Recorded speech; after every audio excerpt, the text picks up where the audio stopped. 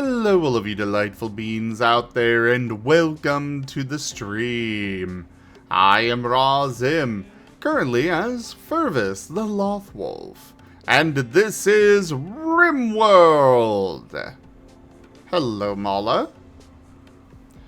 So, we've got some research going with things and stuff, but we need to build up our ship. We need to actually get out there and get going with stuff throughout the entire place. Wait. Why aren't the grav plates in here?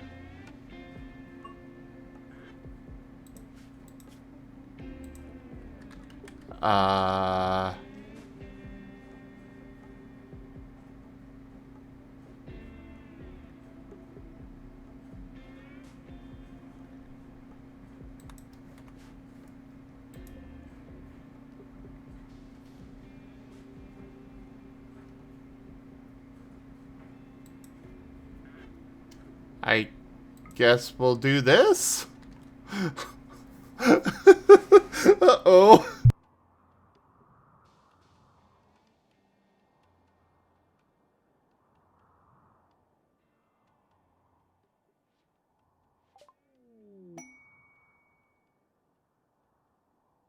Oh, okay, that's all I needed to do. Good. I was so scared for a moment that I broke something. Oh, right, crowd control. Let me start that. Hello there, Achi.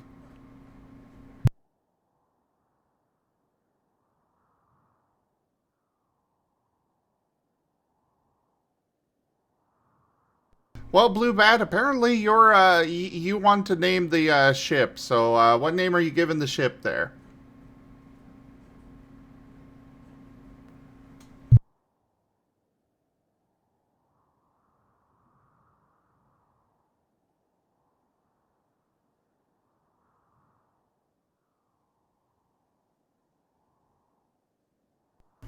So, it says here, amongst the remnants of the crashed mechanoid platform, I guess I definitely wasn't supposed to start with this. A still intact grav engine hums with energy. You can build gravship substructure around the engine to create a new gravship. The engine pushes against gravity, levitating the ship and allowing long-distance travel. Launch a gravship by researching basic gravtech, then building fuel tanks, thrusters, and a pilot console.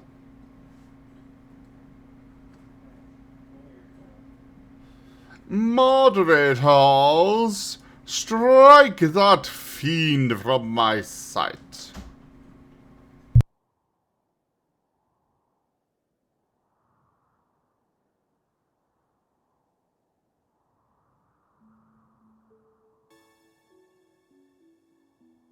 Hello, Meryl.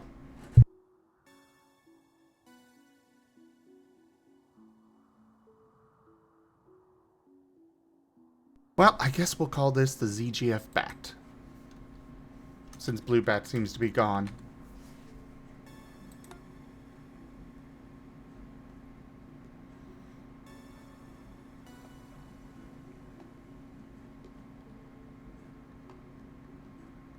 Well, neat.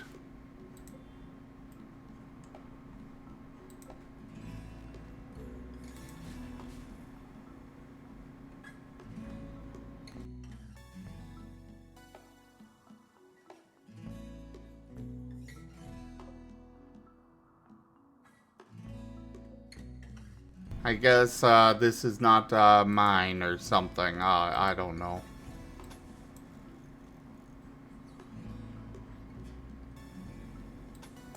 So let's do that. Oh, right. I was gonna do this. Bloop. And bloop.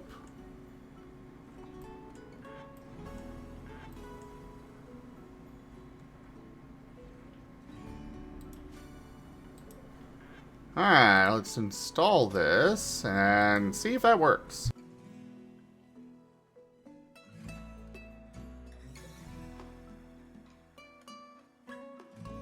Nope, it is still saying that it requires a fuel tank. I guess these aren't working quite right now.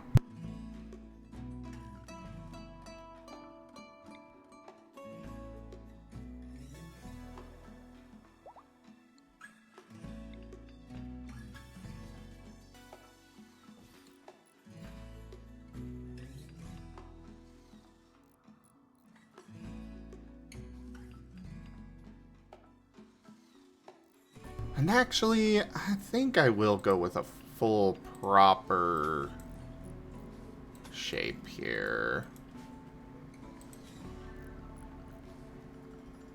Remove floor.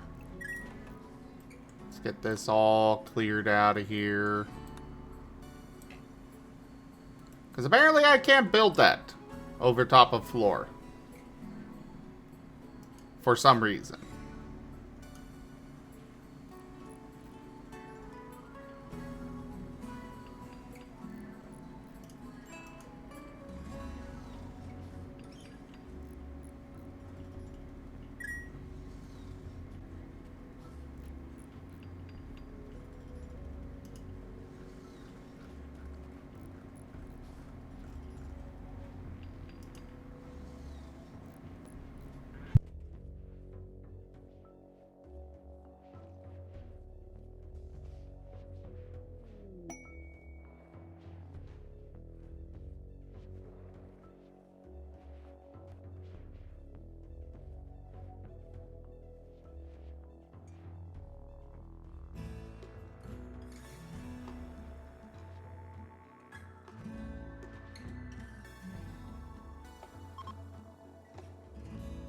Wait, concert?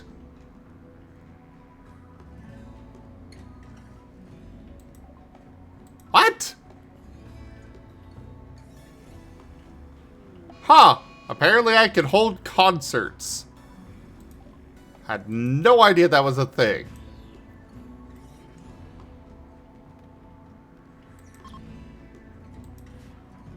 Oh no! The tortoise! It is coming at us so slowly! Hello, Brian.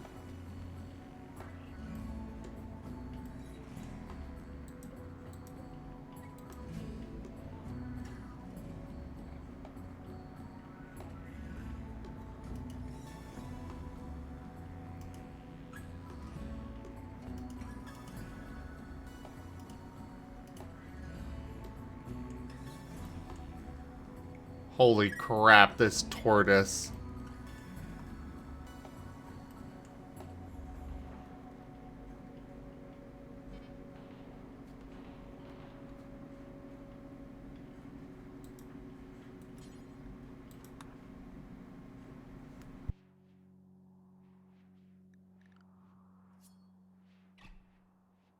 Oh, trust me, people will buy tickets at that price, Ducks.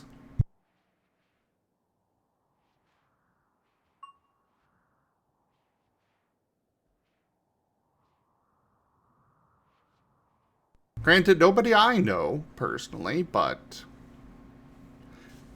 there are people out there that will spend ridiculous amounts on a ticket for something like that.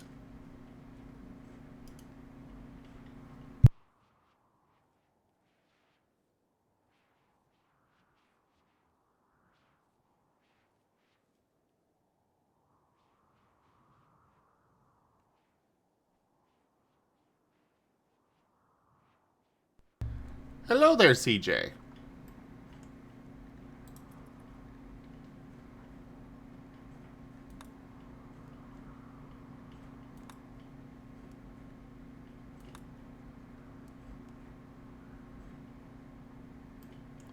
Oh, the lab accident? Did I run that? No, I did not.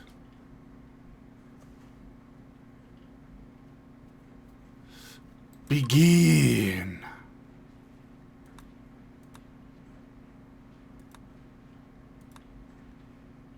Oh, right. We got a whole bunch of people with tattered apparel. We need to fix that.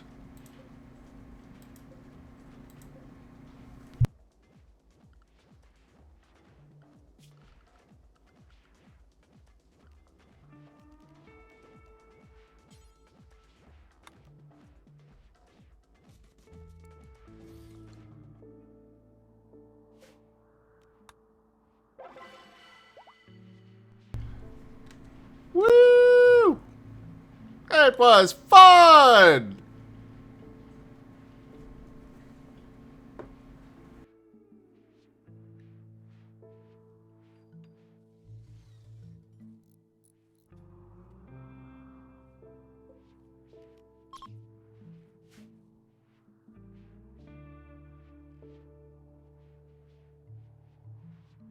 My one complaint about the Roombas is that they will build stuff only in the default style and never the actual style of the object. Or the community, you know?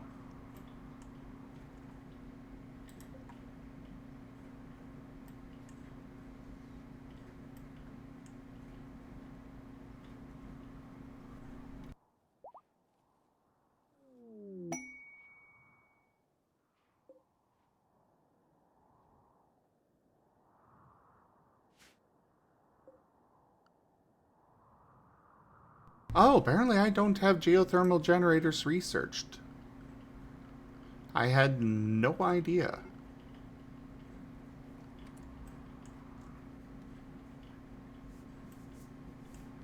Gosh, dang it.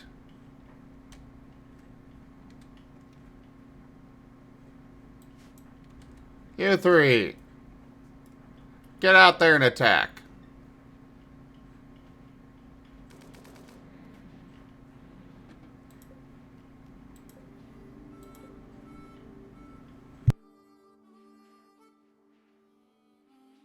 Exactly, ducks. Exactly.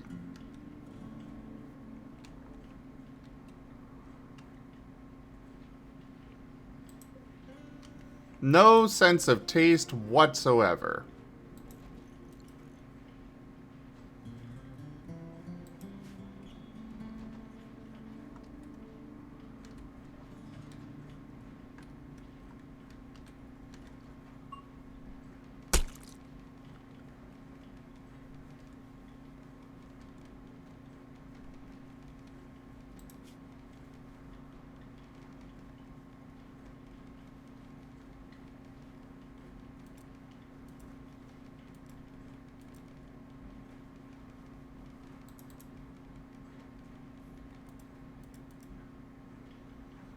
Hi, lightning.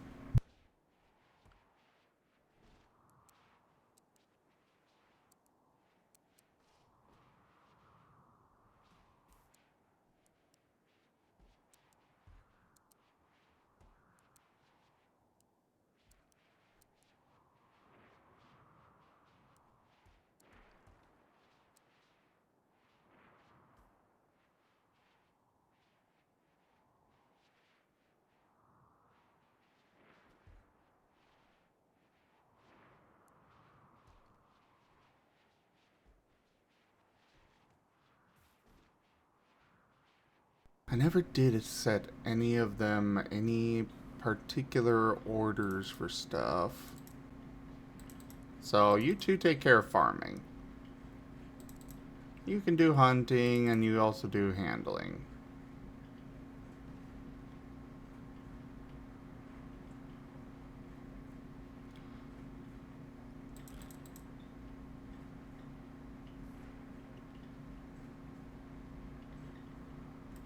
Yeah, that'll be good.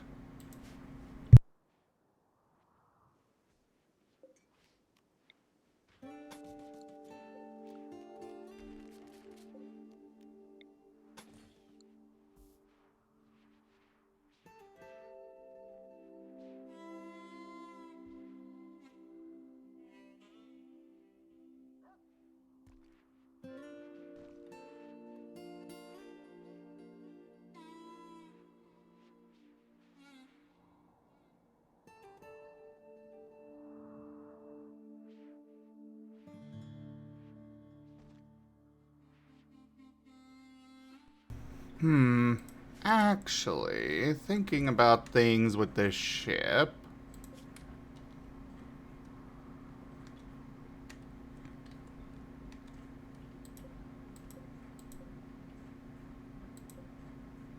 Why is this all not being put in? Okay, whatever.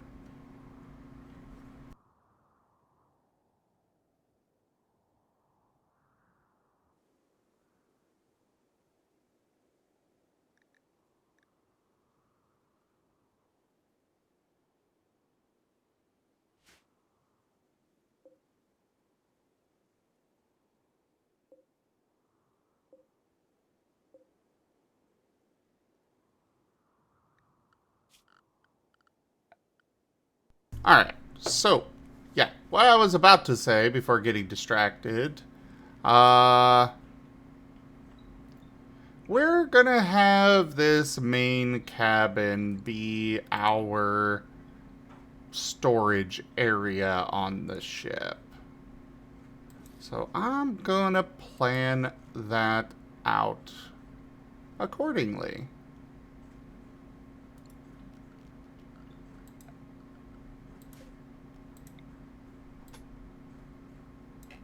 Six out that way.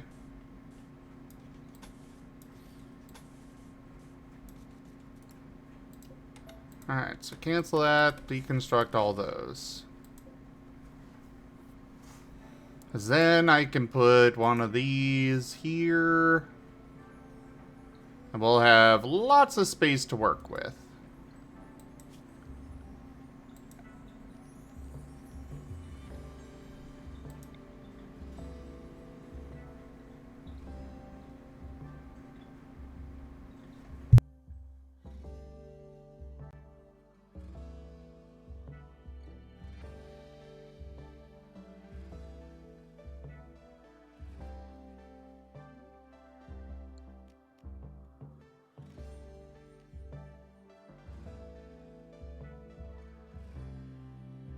Yeah, there's going to be a lot that I need to do here. I think we'll just start with this. Leave it as is. And go from there.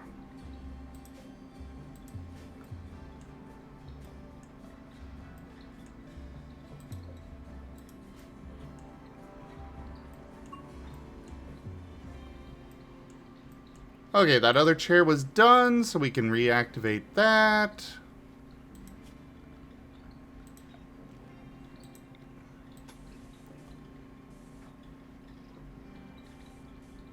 Oh, okay. Well, I was trying to replace all the carpet. I was like, is it only replacing underneath the billiards table? Because it's not supposed to do that.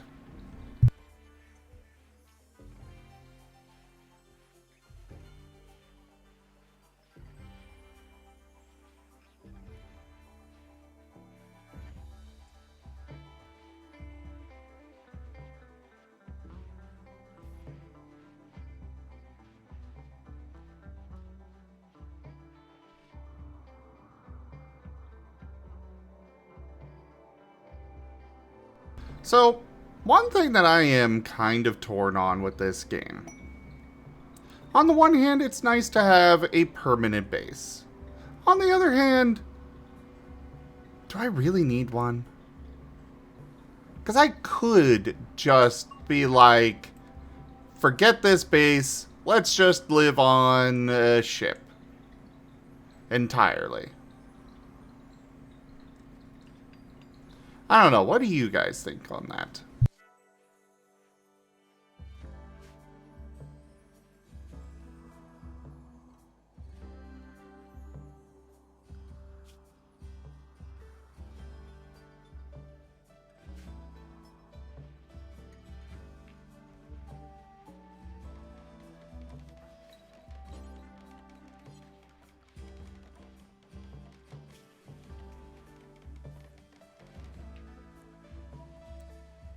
I'm gonna have Cass prioritize only research right now.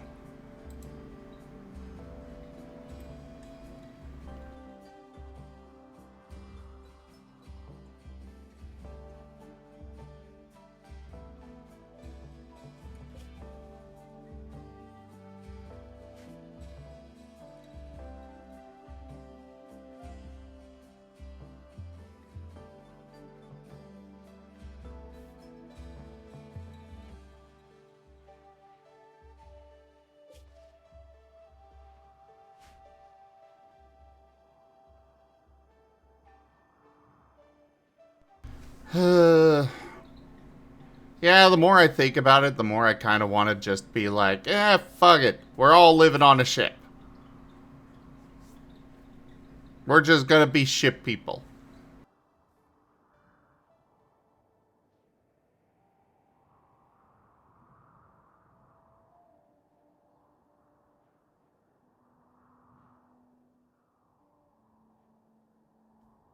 I suppose for now, I could do a more basic ship until it's fully set up. That's probably the route I'll go.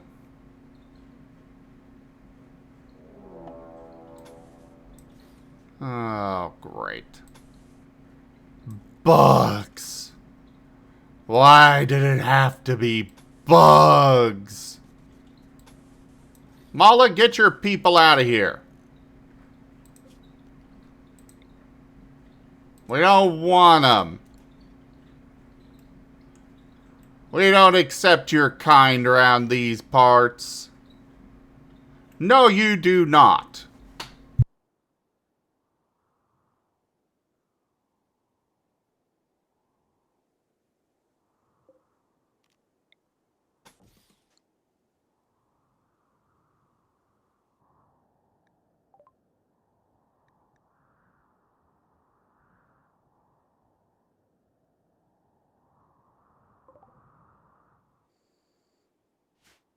Oh.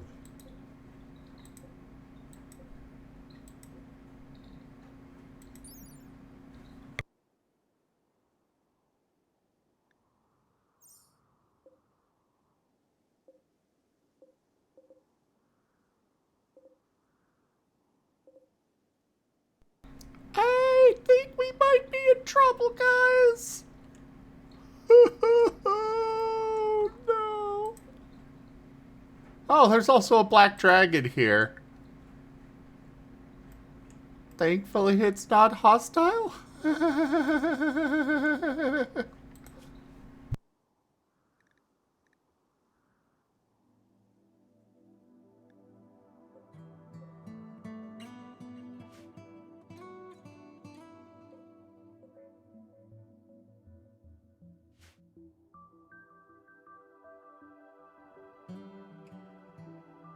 All in favor of sacrificing the moth? Why are you guys over here? Why couldn't you have decided to wander in over on this side where the bugs would attack you first?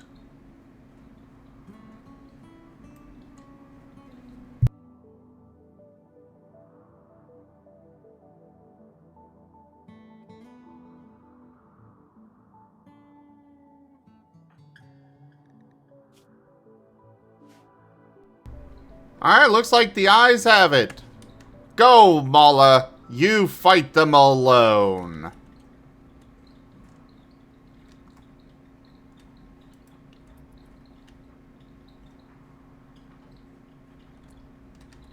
Okay, we're not actually going to do that.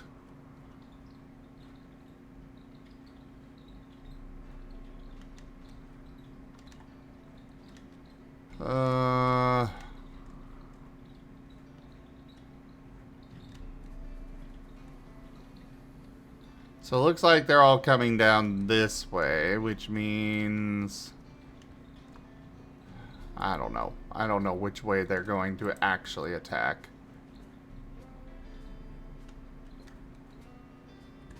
We'll keep our melee folk in reserve.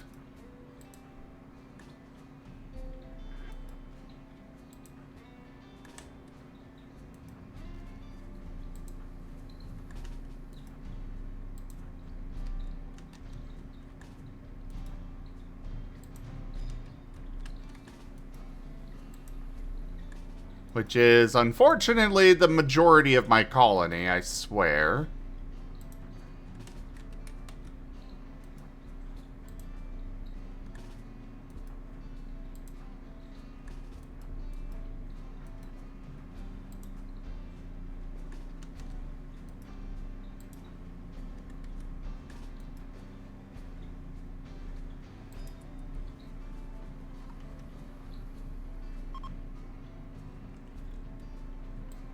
Mala, why are you moving so slow?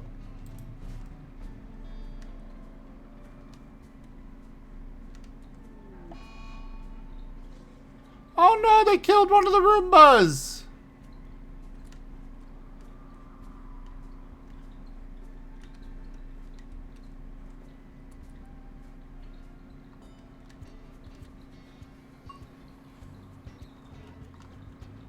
One shot, one kill.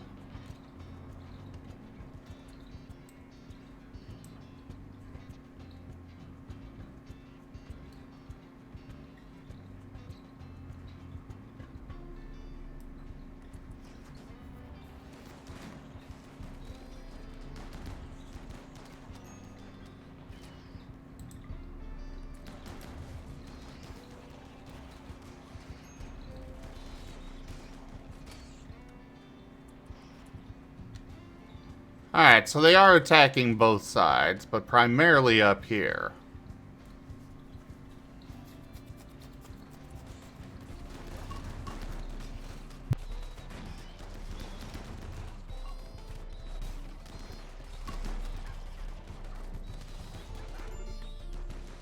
Ido's down.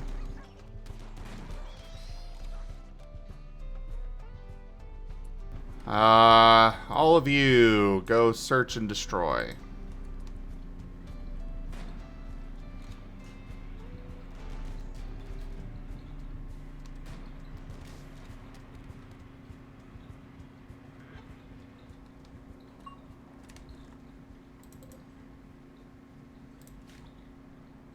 Okay.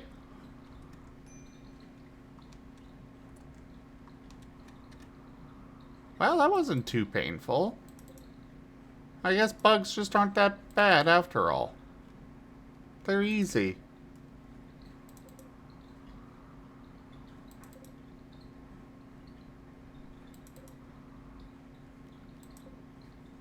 You know, just kill them. Seda? 10 to Ido, please.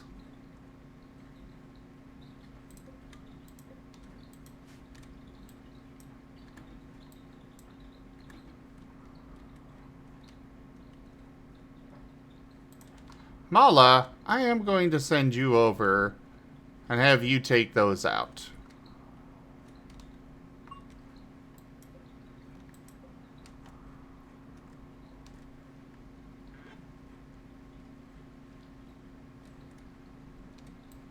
The rest of you are free to go wherever.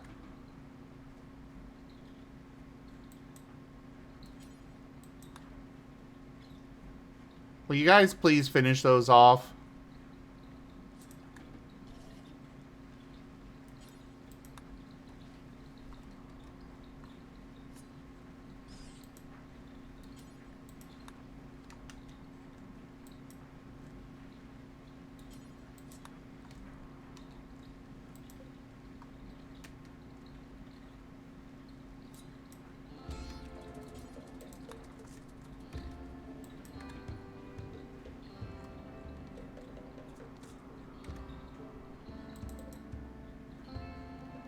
Alright, haul urgently.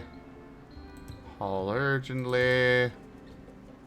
Urgent.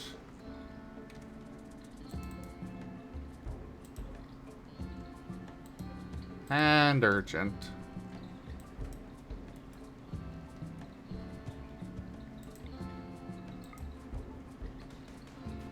I know these things are going to expire, but I don't like them being here.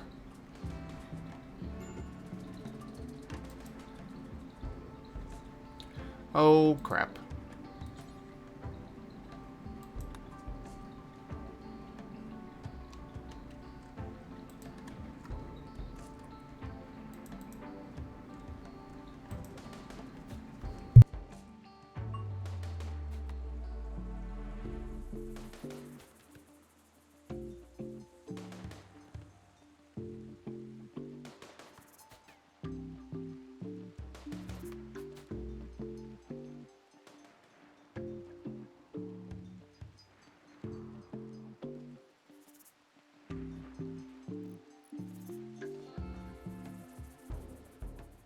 Okay, good. Raijin is tending to Ido. I don't know if he's gonna make it in time. This is very concerning.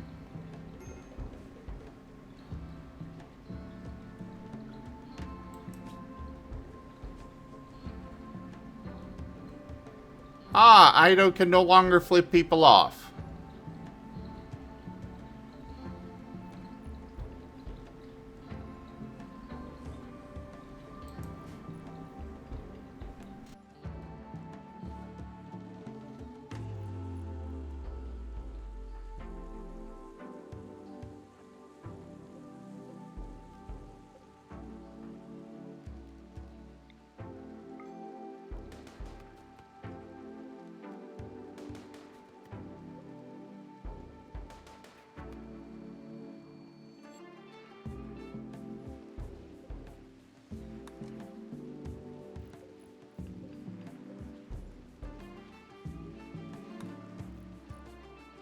Apparently that hauler lost priority there? Okay, Ido's okay now.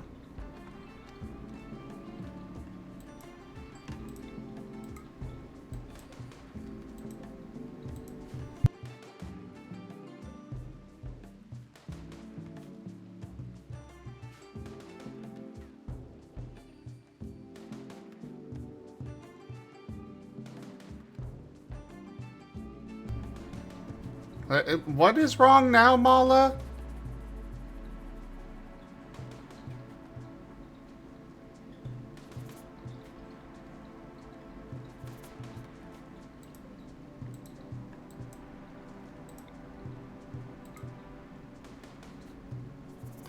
Yes, Lightning Dragon. I gotta make a Marten.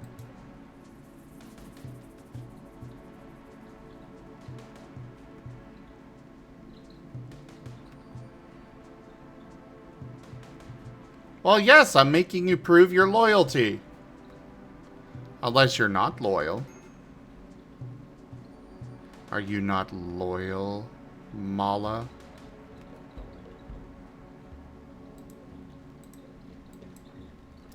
I will point out that Era is on my side as well.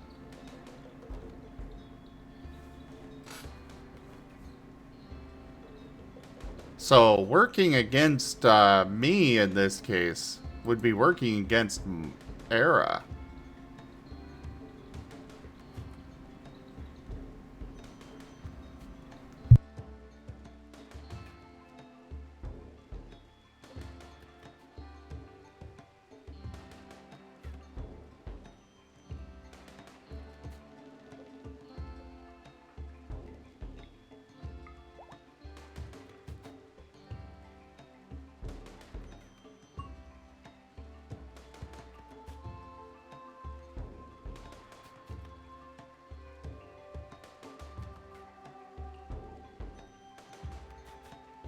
Era literally pays to join up with me, though. Era wants to be here, Mala.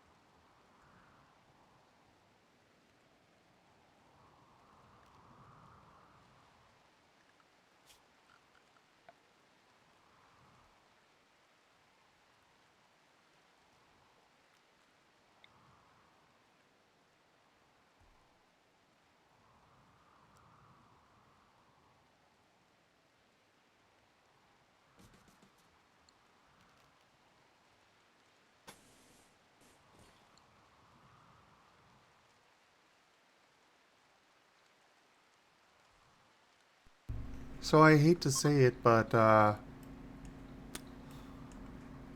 think you're in the wrong, Mala. Oh wait, I don't hate to say it.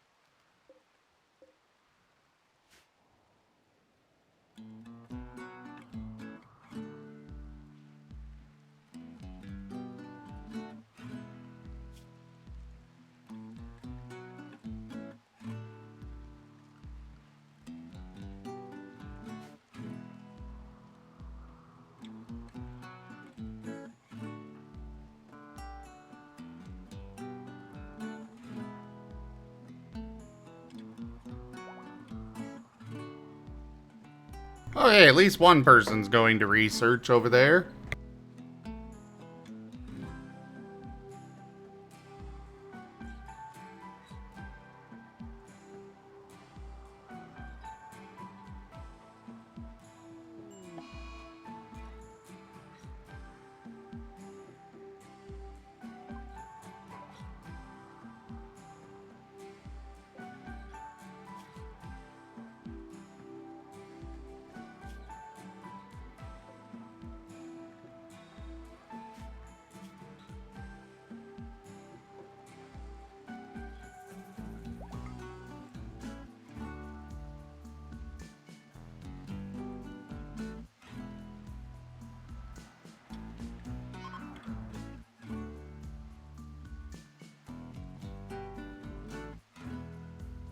Alright, so it looks like only Avali can research the Avali stuff.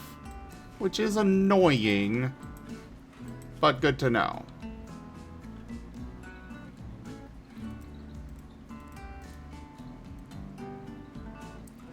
Your priority is also going to be research.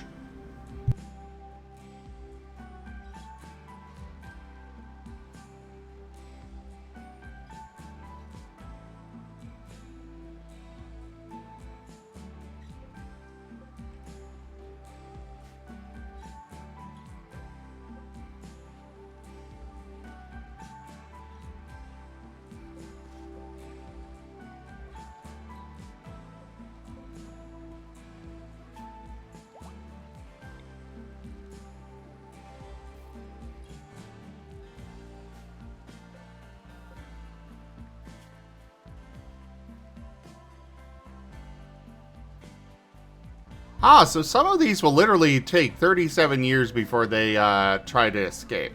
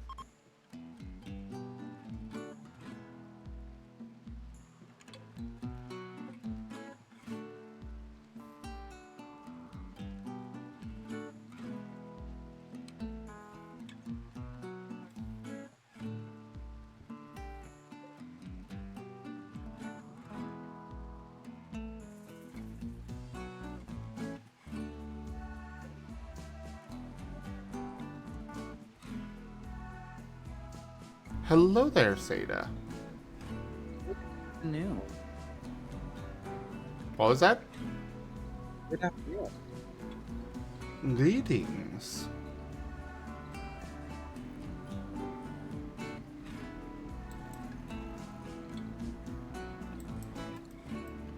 And how are you this evening? Not too bad, just a little out of it. Ah, had too much to TF? I mean, never enough TF.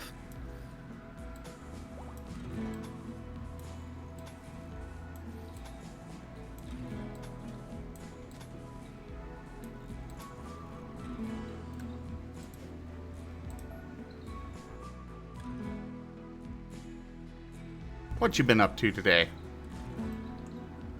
Self-care. Oh, good.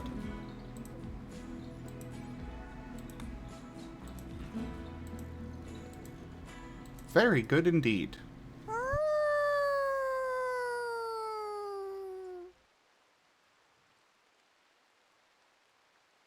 And they already a woo for you. Mm-hmm.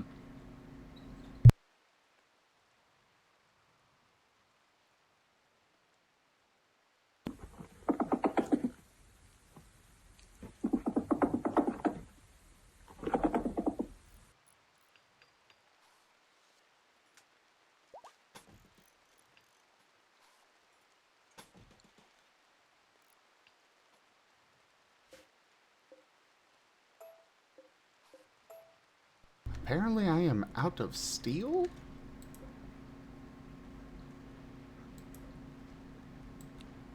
Ah, I am out of steel. Let's fix that. There's some steel over here to mine.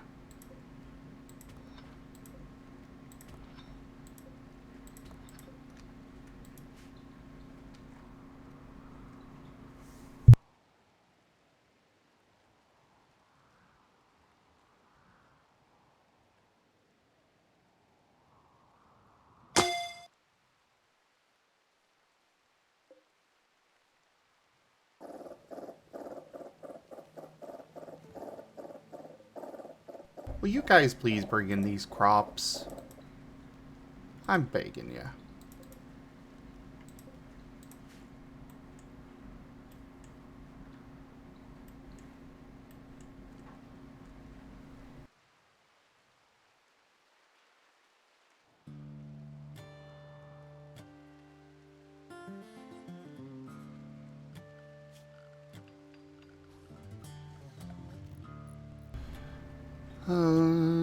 Ba-ba-da-ba-ba-bum.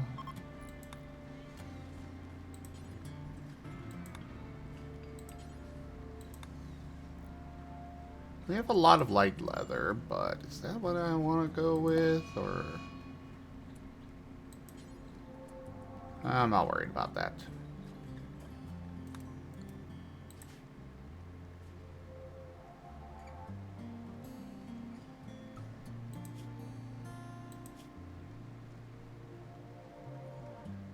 Could go with Panthera or human.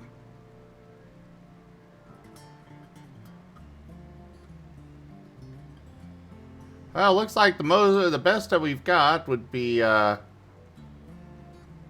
either dread leather or elephant leather. I think we'll go with elephant.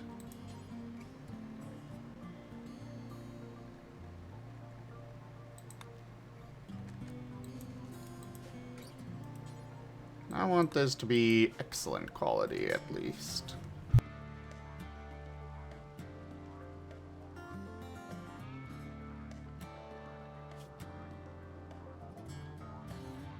Well, Achi, you are our primary planter. So you have actually been very useful. You keep everybody able to be fed. Never discount that value.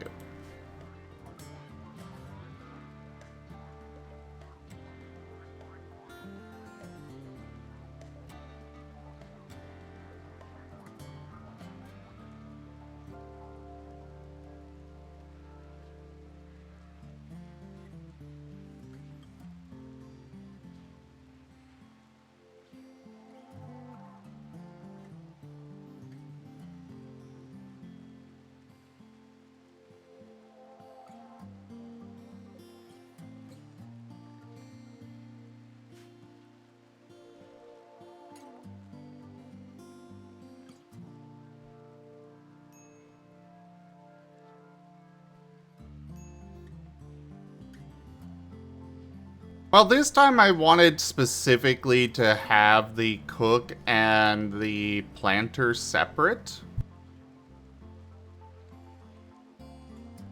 Because we wind up with you know, the person that's doing the cooking kind of winds up spending pretty much all their time just cooking. And thus ignoring plants.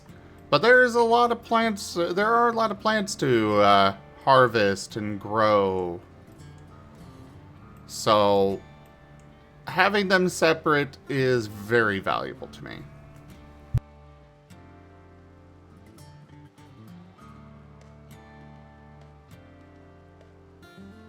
10% discount on what, Mala?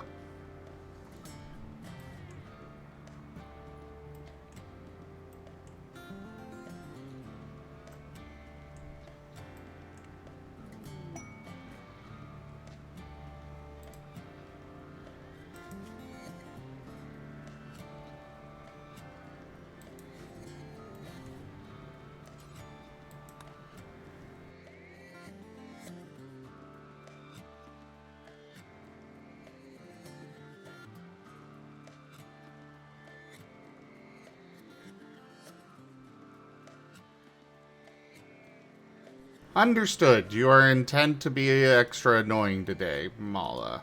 Understood.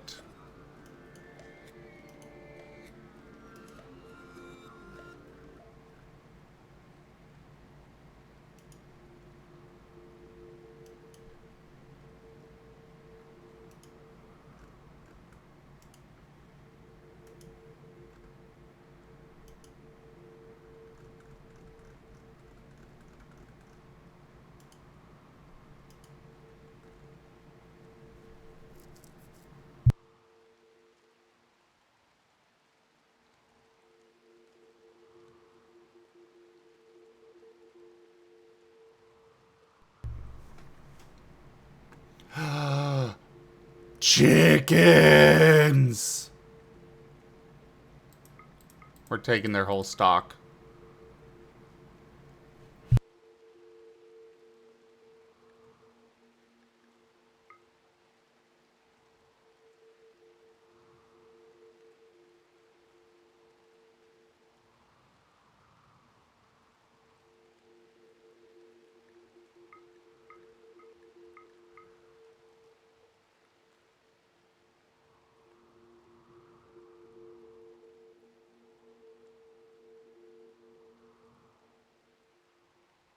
Exactly, Achi.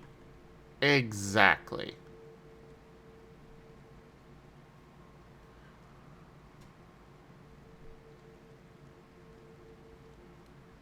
We're gonna sell all the twisted meat. I don't really want to keep that on hand.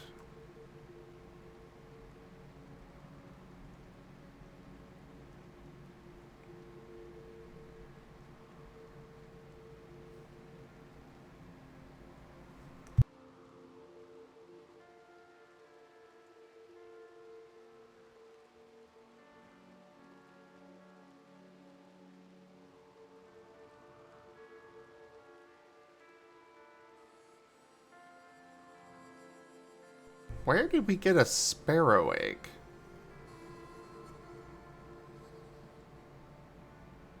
I guess we'll hold on to it. Ah, chem fuel. That is actually very useful to find. And acquire. Cloth is also useful. I think we'll sell some of our low amount of other fabrics and textiles.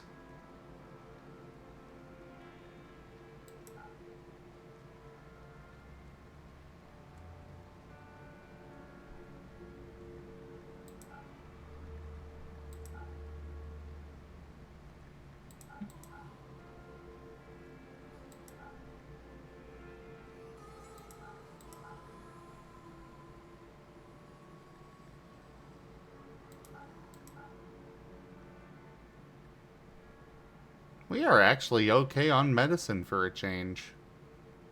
That is nice to see.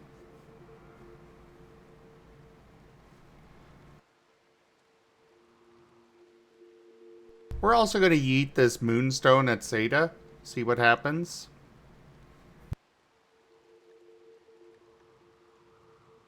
I'm not quite sure that's going to work out as you're intending.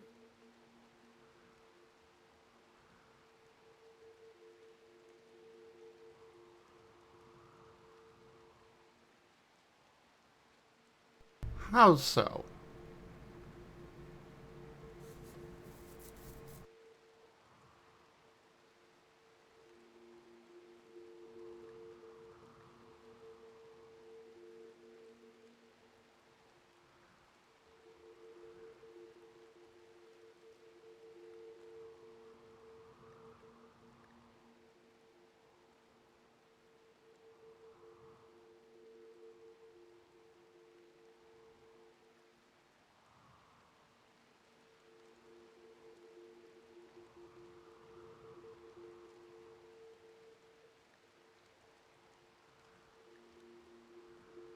Ah, apparently Candy Floss is trying to catch you with an Ultra Ball. Candy, you actually want to use a Moon Ball to catch the Zeta.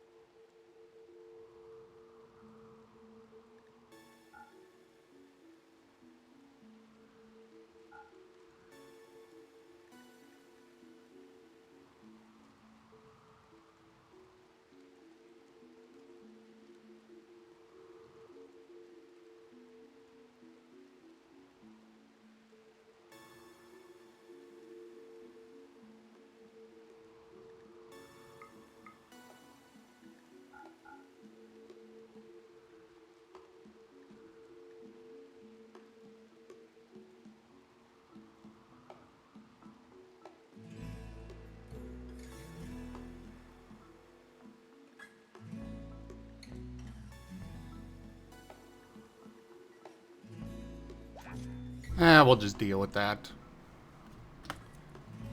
Just take that and call it good.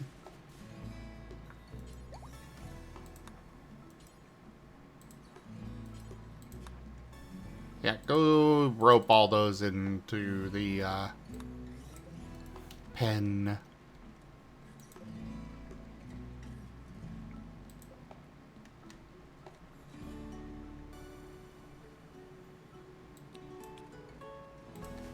We need more uranium, actually.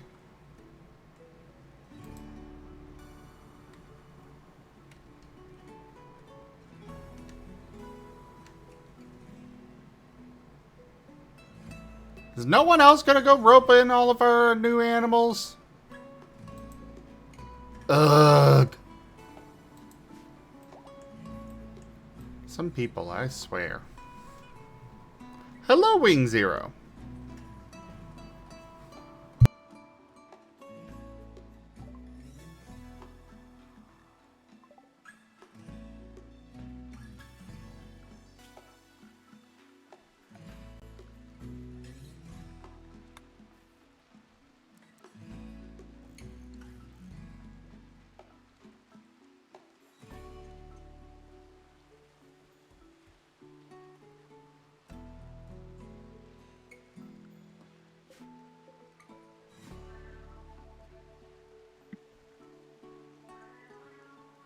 Say to cute.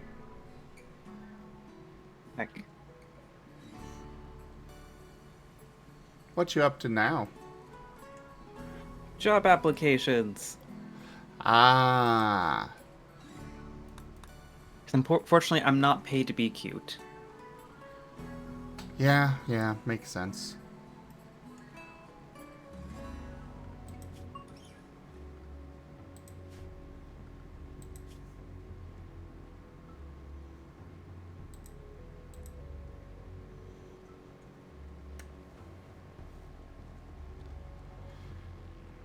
I mean, if someone wants to pay me to be cute, then I'll happily take their money. I mean, isn't that just, you going to stream and stuff? Yes, but I need a livable wage.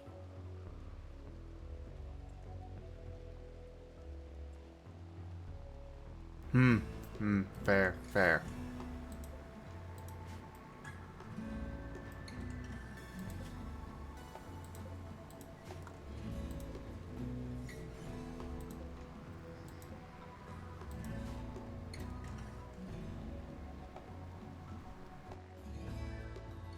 Because I honestly think I'd probably need to make like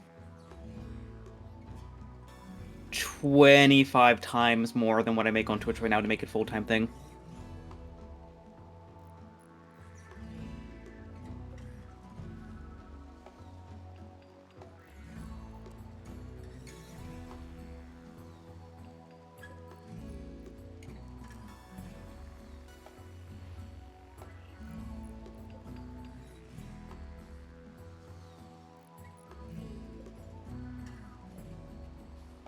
And thank you, Wing Zero.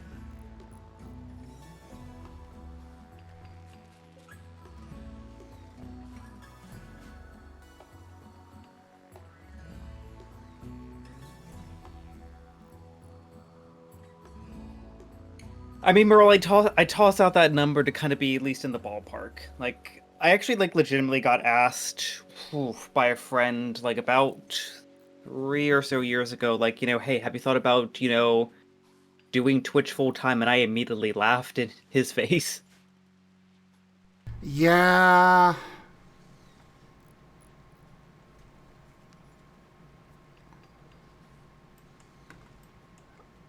It Like, takes such a commitment to do this. mm-hmm.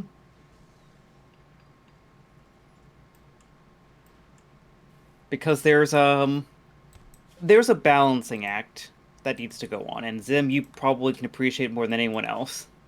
Um, but like on one side you have all of your expenses, things like rent, food, electricity, phone bill, internet, communications, nest egg for medical expenses and potentially vehicles and stuff like that. Um, you need to try to get that as low as possible. Um, and then on the other side, if you have Twitch, it's, Twitch is not only streaming, but, managing your YouTube or, other platforms, trying to get as many revenue streams in terms of like recurring donations, subscriptions, and such. Because, if someone were to come in my stream and drop $10,000, oh my goodness. But if that only happens, once in, 100 years, you can't really make a living off of that. Um, You sure?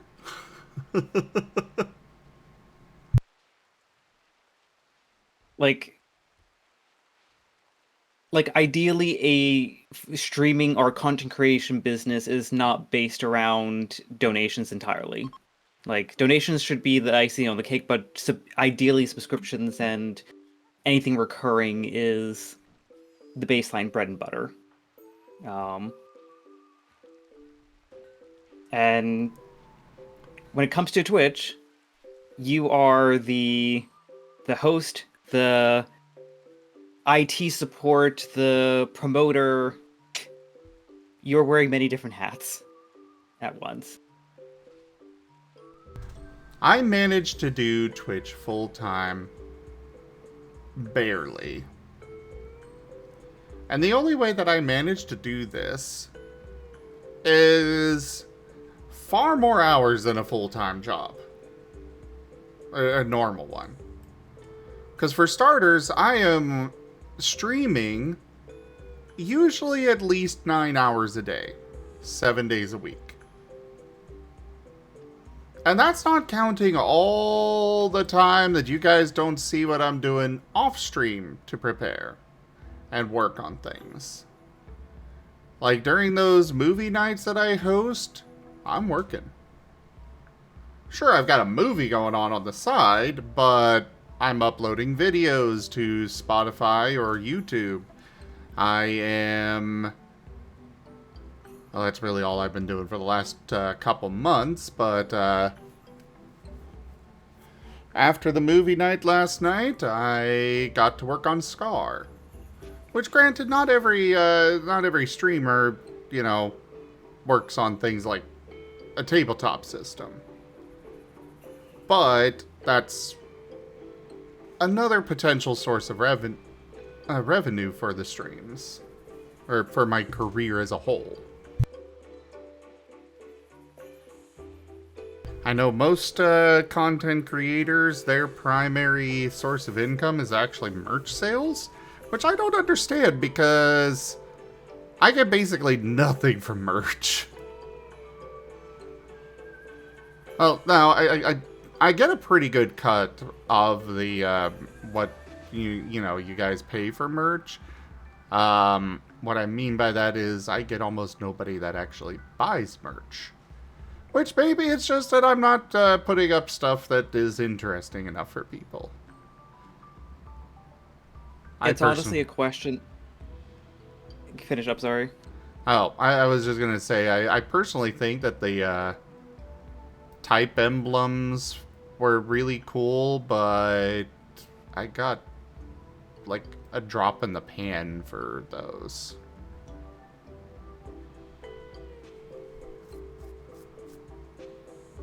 It's an aspect of content creation that I've not really dabbled in, and I don't really have like too much insight on, and it's something I've actually been wanting to ask other creators about, just to like build a information database. But yeah, when I got asked, about being a full-time content creator, I was back in Bermuda, and just my health insurance alone was almost $500 a month. I was making a fifth of that on Twitch. So it's like, no, I can't do that.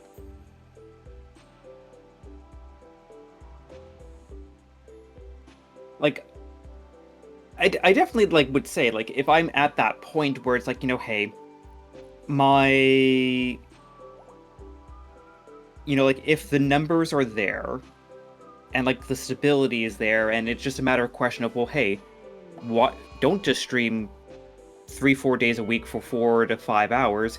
Actually stream, 6 to 8 hours a day, maybe 5 times a week, and that could actually support you, I might make that decision because I love content creation. But it is definitely one of those aspects you have to be like very realistic about making the jump.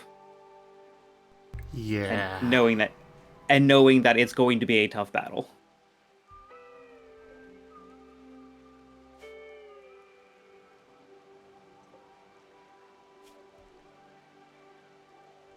But like right now, what I look at as Twitch is like what I make on Twitch is generally going back into the stream. I was showing off to Zim some exciting developments for intro screens and stuff last night. Like, just beat it right back in and make everything better.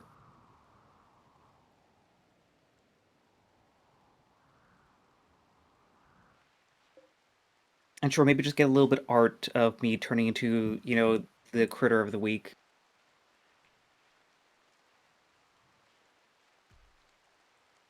Yeah, it is very, very far from being easy to be a content creator.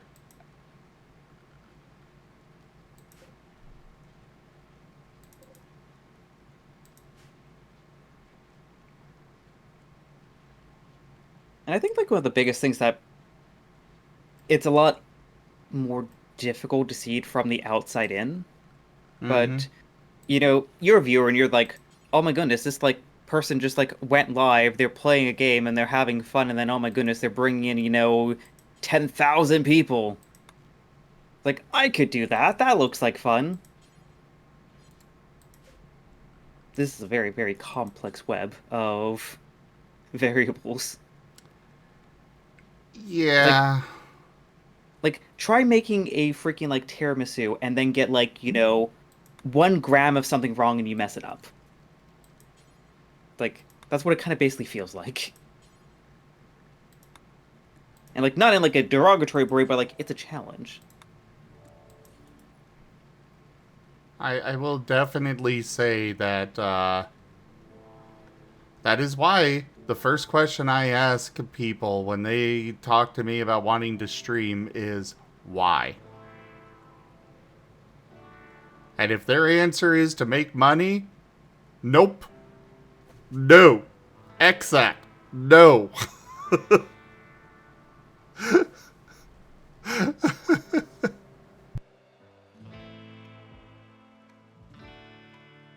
I hate to say it, but you're gonna fail.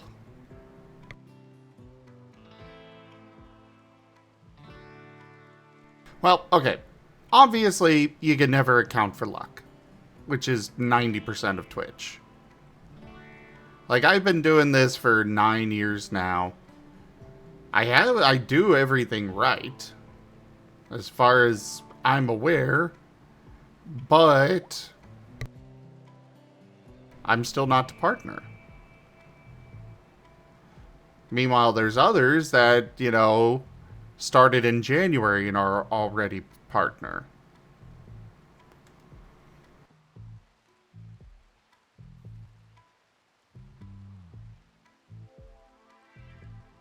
That's one of the biggest problems of Twitch is that it's all luck. You can do everything right and not make it. I would say it's not all luck, but luck is a core pillar. You're right. Not Like all luck, but like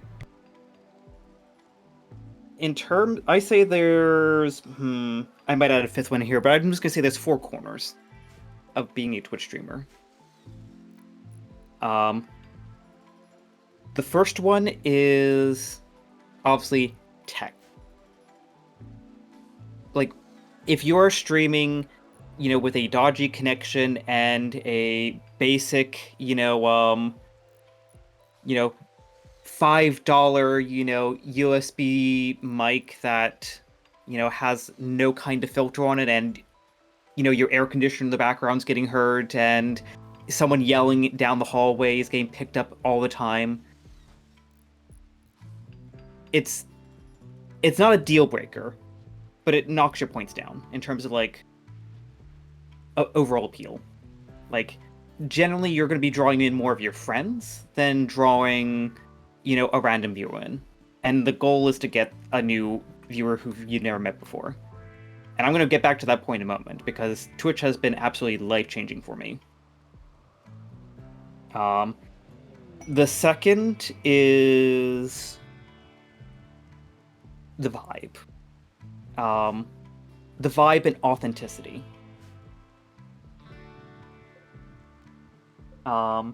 Because someone like myself who is generally more quiet and introverted, unless you get me into a really good conversation like this, I don't talk a lot. So me doing, big flashlight FPS game, might be off the vibe of what I can normally do. Like, I understand my strengths excel at doing the big builder style streams where someone looks at my factory and like Satisfactory or like my build and started and they'd be like, oh my goodness, you went so excessive. I'm like, welcome to my channel.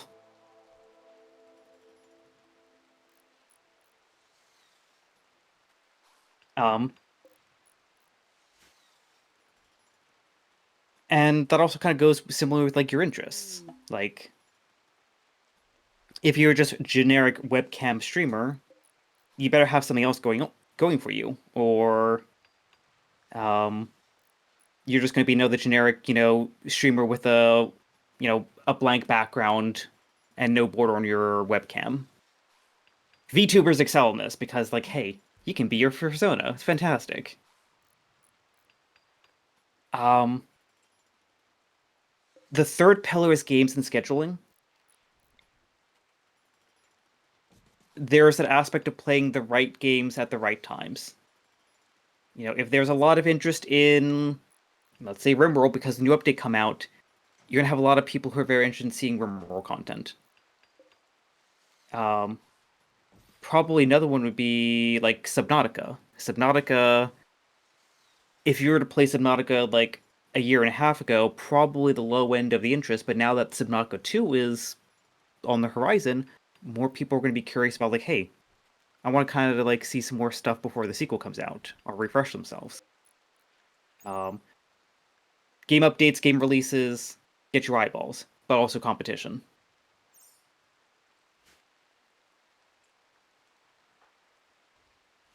And if most of your audience is, let's just say, on the East Coast of the United States, streaming at a time where most of your viewers would be off of work and relaxing versus, oh my goodness, I'm sorry, I'm at work or I need to go to bed, can, really help curate your community.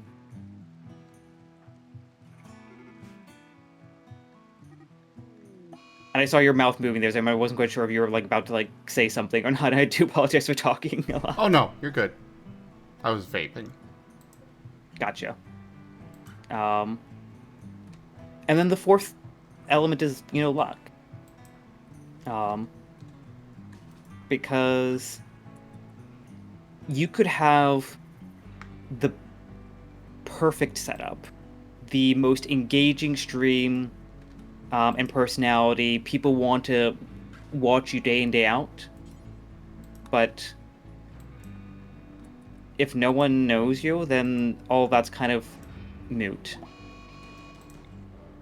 This is where Twitch algorithms, or Twitch or YouTube algorithms, social media posts, raids, those come in handy because those are, it's luck, but it's also making your own luck.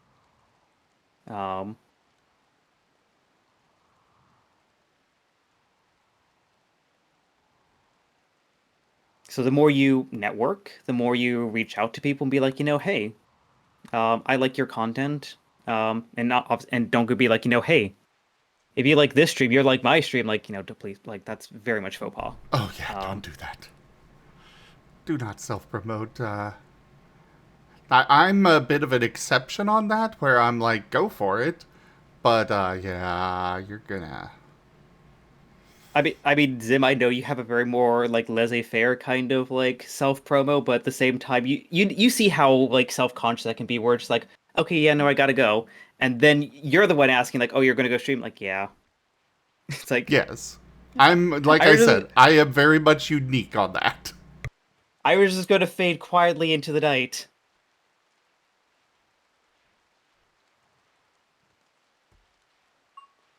But, like, you kind of review that, like, or review all that. You have to have a good, solid technical baseline.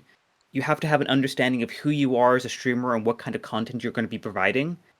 Look at what kind of games and schedules can reflect that identity and vibe, and be confident and embrace that, and use that to factor into the luck that you build. Because first impressions can be everything, but you don't necessarily lose everyone after a first impression. Like, if you get rated by a certain streamer a lot, you might miss the first time people check in. They might not bat an eye, but if you're playing a game they like, they might stick around.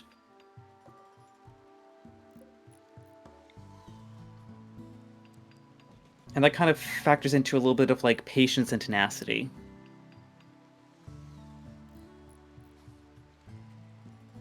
Your first stream's going to suck. Oh god, yes. I am so embarrassed by my original streams. You guys have no idea. You know, I just actually recently saved one of my first Twitch VODs ever and like deleted it from Twitch and put it on YouTube. All unlisted, but like, Yeah, my first streams ever, there would literally be half an hour between me actually saying something. It was oh no, bad. I did much worse. I tried running my first ever D&D campaign while streaming from a laptop. Ah, yeah. So I had inexperience as a streamer, inexperience as a storyteller, and absolutely no idea what I really want to do. And this was a campaign I'd been promising basically to the players for a better part of a year, and I basically abandoned it after 3 sessions because I was way in over my head. And also my laptop broke. I did Yay. the same. Not with just a laptop, but the first tabletop, like I really did start my channel with tabletop. However, I went into this with having no idea what I was doing, and Daring and Deranged was the name of the campaign. We came in, bad audio setup across the board. There would be, 10 minutes of silence at the start of the recording, or start of the stream, because for some reason I had it in my head that nobody wants to hear us just chatter about nothing before the game starts. Oh.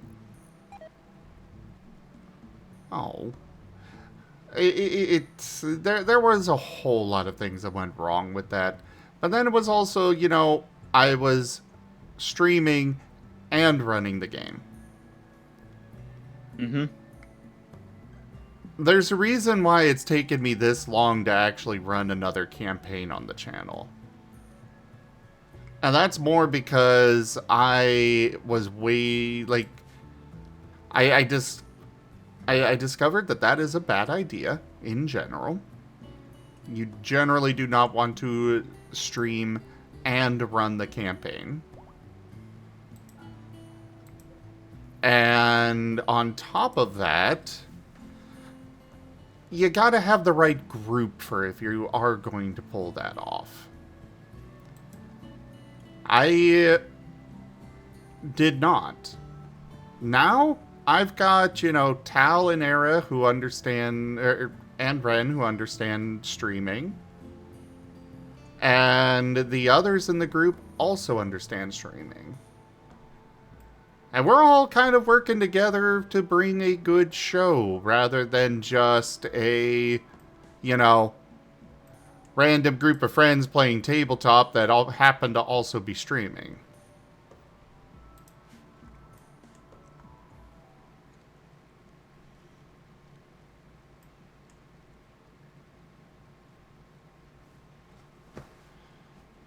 But yeah, that first campaign did not go over great. I think it lasted like 7 sessions ish, maybe less. I don't know.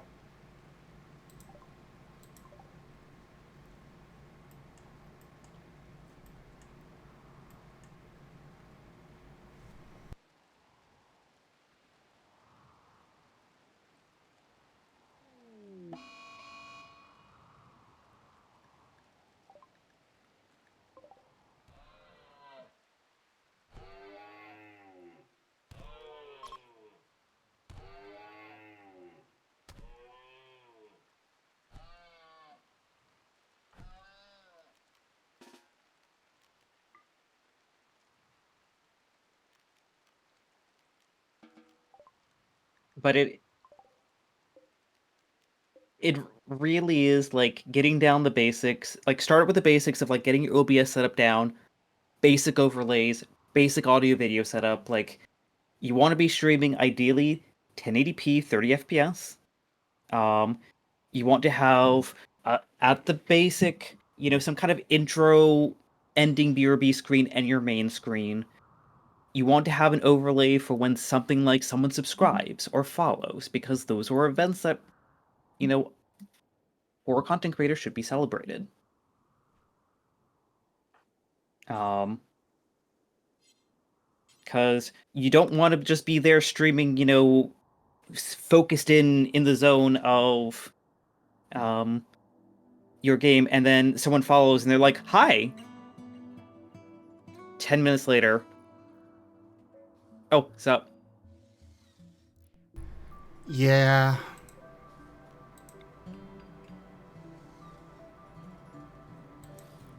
and a lot of it comes with practice. Like I, almost as soon as someone comes in, I'll just be like, "Hey Zim, thank you so much for the follow. Welcome in. I hope you're having a wonderful day." Or "How's it going?" Like, you're a person. Talk to the people on the other end.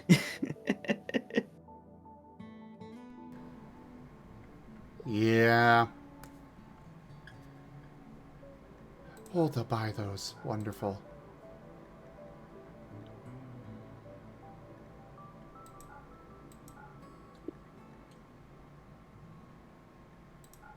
And then after time, you learn tricks of the trade, like making your life easier with like automation, like Sammy's a godsend, auto mod, ad management,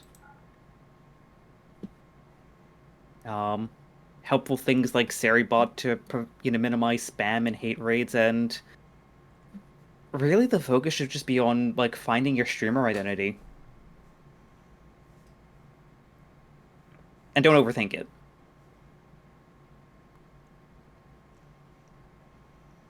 Yeah. At the end of the day, the worst thing that you can do to your stream is overthinking it for sure. Yeah, People will like tell that you are putting on a character, that you are not being genuine. They can and will tell, and usually will click off. mm-hmm. Like I like to think of like who are you? What do your viewers think of when they go to your channel?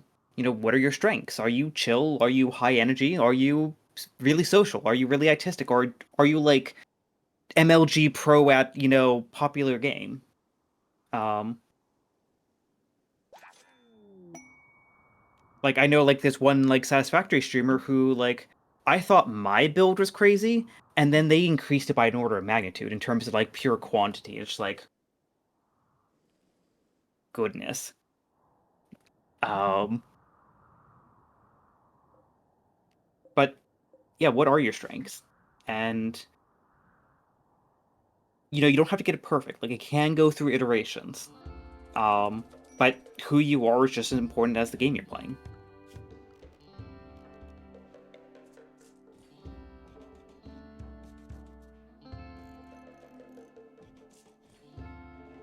Like, I remember when I first started out, I was like, oh god, I don't want to be, like, too furry and scare people off. So, I'm gonna have nothing. Except my name in the corner and an Overwatch-style kind of simple icon. That'll work, right?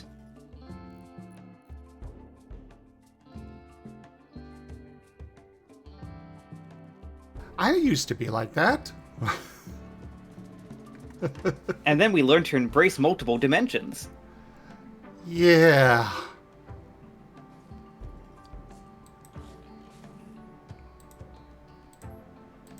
And then I remember being like, oh... There was a point in time on my channel where everything had to be, you know, family friendly and such. And that was doing more harm to me as a person. Not to mention the harm it was doing to the channel. Because that was me being fake. People don't like that. Yeah, but I remember, even after I got the VTuber, I was like, oh god, I don't want to be, like, too weird and, like, talk about TF too much because, like, I don't want to throw people off.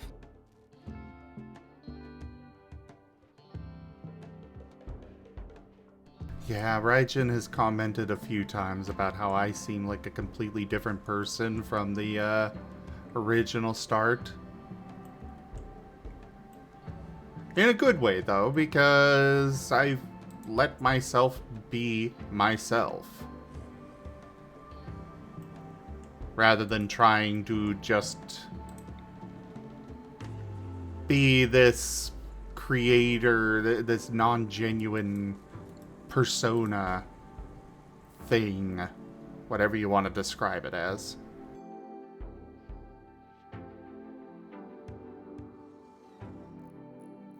Yep. And, like, there's nothing wrong about putting on a character, per se. But it has to be a character that's comfortable enough for you to slip into. Oh, you mean like when I bring out Asher? Exactly. Like...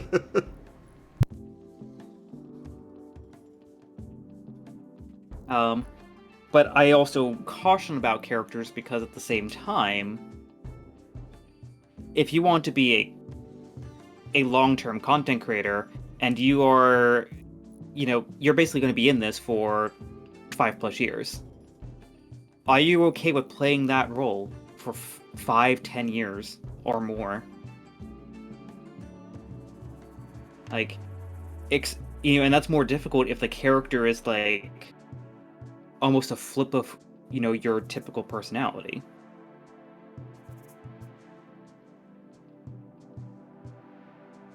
Because absolutely, authenticity is that underlying ingredient there.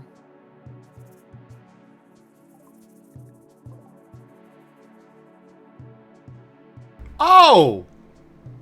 How the fuck did you get into my... Oh, crap.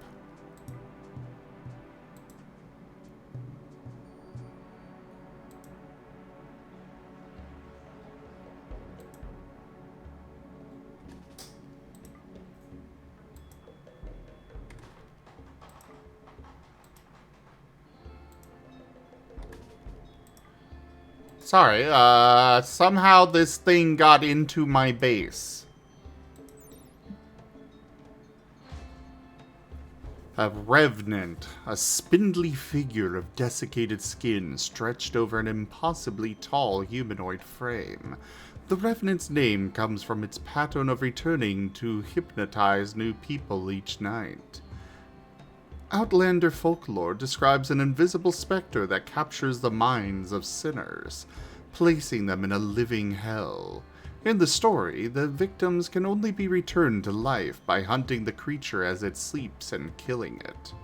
A hidden revenant can be revealed with disruptor flares, explosives, EMP, fire foam, or fire.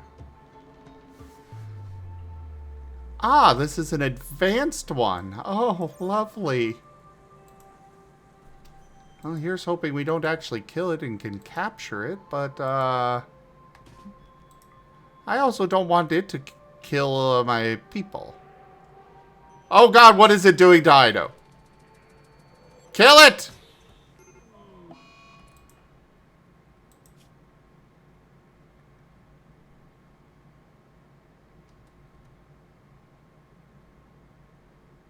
Oh.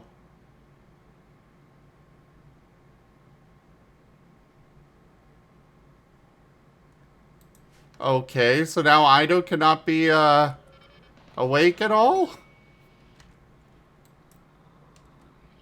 Oh no.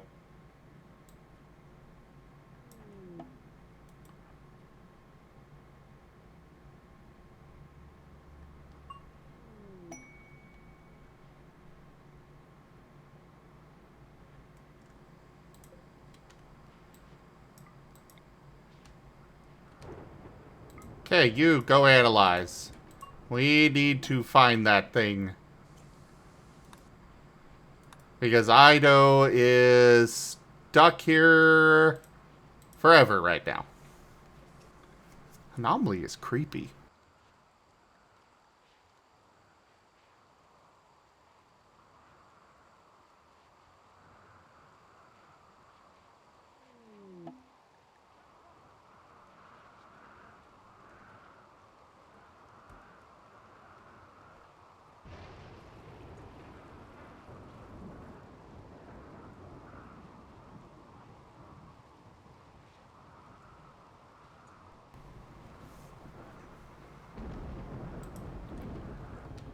Okay, so research. Anomaly. Proximity detector. Yes, let's figure that out. Because apparently it's going to come back every day.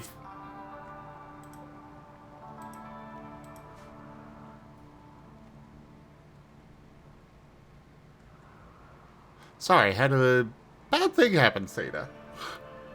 Understandable.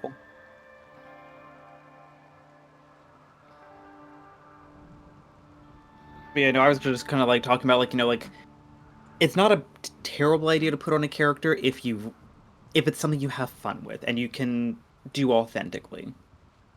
But like ultimately don't force yourself to be something you're not. It's something that you should do every now and then, but not constantly. Yeah. Cuz like I If you're remember going there to do it, that was is. yeah. Cuz like to bring it back around, like I remember like one streamer who was spending so much time on I have to find something unique that is not been done before. You find that combination of game, finding that combination of like streamer identity, you know, branding that was going to be completely unique. And I was like, no, don't worry about that. Just worry about going live. You're going to figure out a lot more about it when you go live because the games you play on stream and the personality you have on stream might be different from just you as a gamer. Like, I, like, for like an example for myself, I do play a fair bit of Helldivers too, but it's a game that I'm not sure I could put on a good stream with. At least just for myself. And like, um, so like I keep a lot more of the high energy games to either off stream or me just butting in. Um, because that's where I don't shine as a content creator.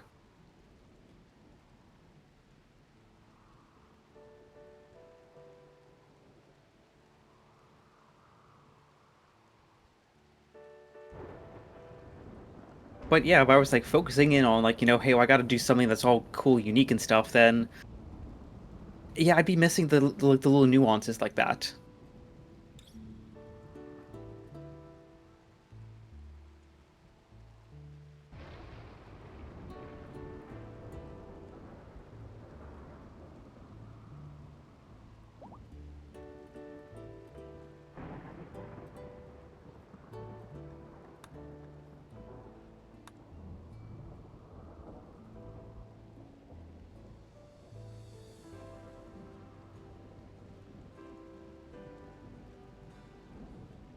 But to wrap things back around a bit, if you're looking to get into streaming to make money, don't.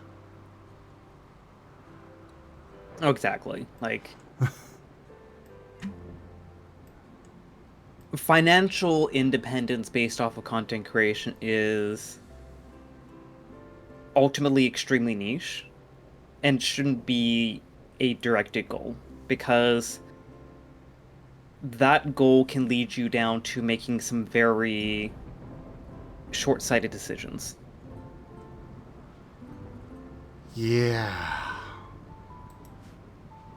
I've dealt with a few people that have that push that kind of thing, and I think we both are thinking about at least one or two streamers that we both interact with that have gone down that path. probably don't know if they're the same Um, ones, but at the least, we can both definitely thoroughly say it does not end well for them.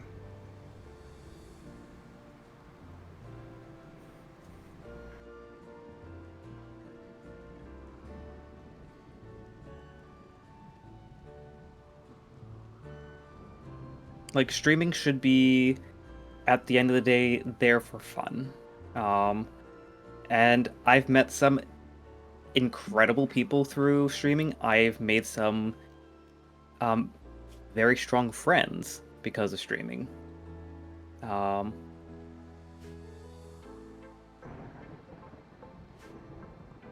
like, do I regret starting stream? Absolutely not.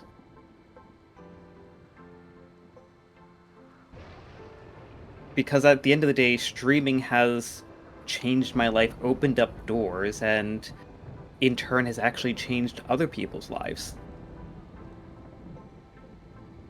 We've made people furries because of our streams. It's fantastic.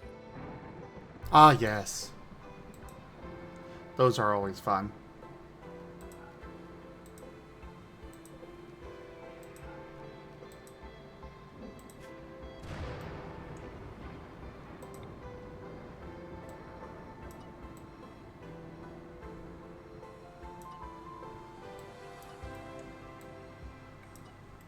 Like, I can think of immediately three p three individuals in my community that we basically complete the furry conversion for them. Um, and probably helped two TF artists kind of find their footing.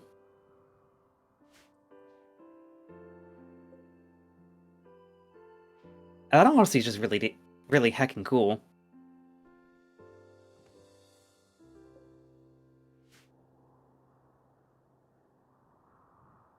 Hello there, Ren.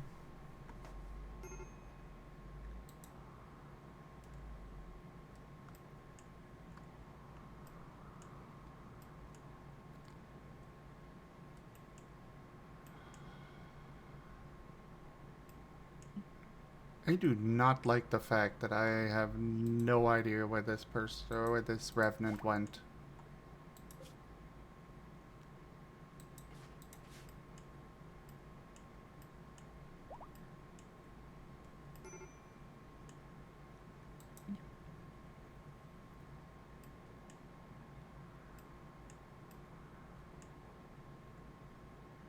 Like, I have no idea at all.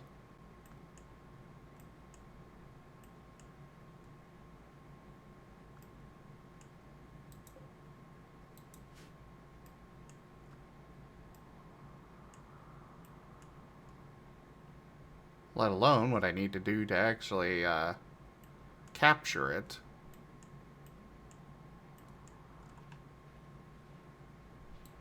Why did my door open to let it through? It should have had to fight its way through. Ugh.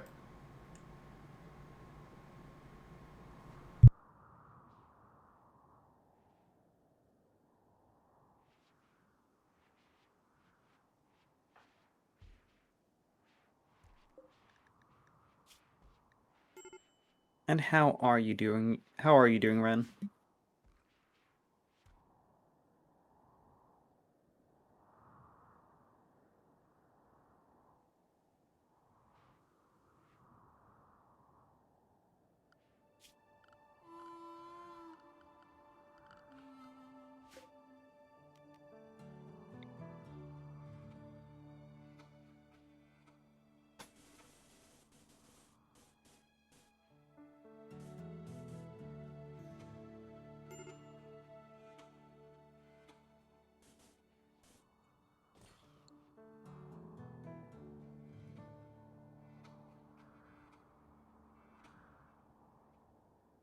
And why are you tired?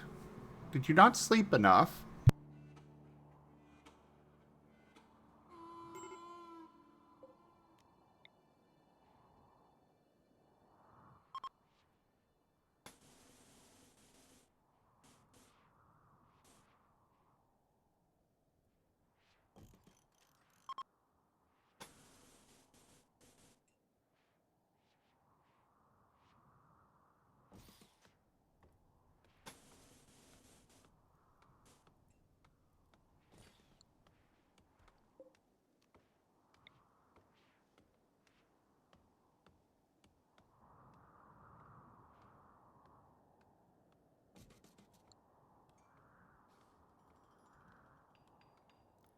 Ah, that stuff.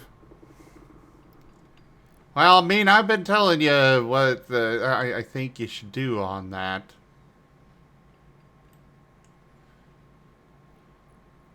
You know, maybe it would be useful to talk about that a bit on stream here, Ren. Granted, I only have about 20 minutes left, but a little bit of real talk.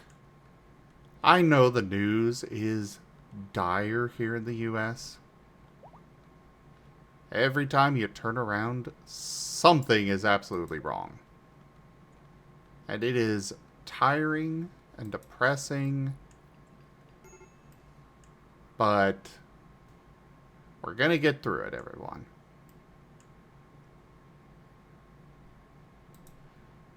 Like I told Ren, you know, the whole MasterCard and Visa thing.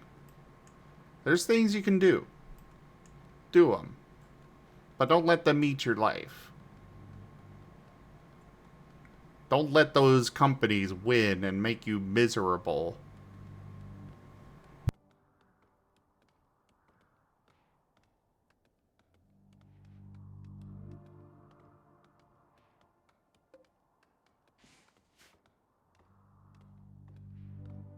Pretty much. Like, there is...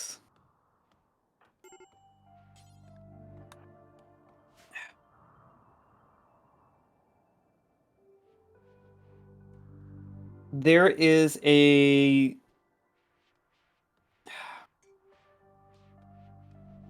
There is a goal of the news cycles. And the news cycle is to keep you engaged. You know, stick to... Like, breaking news! This terrible thing just happened! Stick with, us here at the, Furry News channel to, get caught up to date with the latest happenings of this breaking, developing story. And if you were to actually sit down and watch, a current news site, or I shouldn't say, actually, no, yeah, pretty much, if you are actually legitimately interested in, like, an event that's been happening, and you look at the 24 continuous cycle news coverage, you will get a drip feed of information periodically, but they regurgitate the exact same news points again and again and again, and you've probably heard them a dozen times after like 3 or 4 hours, because they recap you everything and then like give you a small little dose of something new. There is always a disaster going on. There's always something breaking. It's, dread, dread, dread, happenings. Oh, someone died. Oh, this thing's now on fire. This is being ended. Whatever. It's their goal, because outrage and drama and um, disasters keep people engaged. No one is going to really tune into a 24 hours news cycle room if, the news story is like, oh, hey, um, elementary school, raised money for, children's cancer research. Or hey, this brand new park opened up. Let's go take a tour of, the new sites that the citizens of your local town can enjoy. It's always, what did powerful person do stupidly today? Um, and think of the executives with their golden parachutes. Oh, why are people spending less? Um, so it's knowing how to drip feed the information to the point of staying informed, but not becoming too bogged down in it. Because at the end of the day, there's only so much you as an individual can do. And that's not to say don't do anything. I'm definitely not saying that. Yeah. It's that balance of staying informed, understanding what you can do to either change or influence, what you're seeing or hearing about.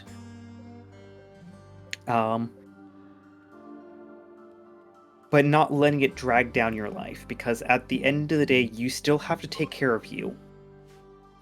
Sure, there are people that are going hungry around the world. But you also need to make sure you can put food on your table.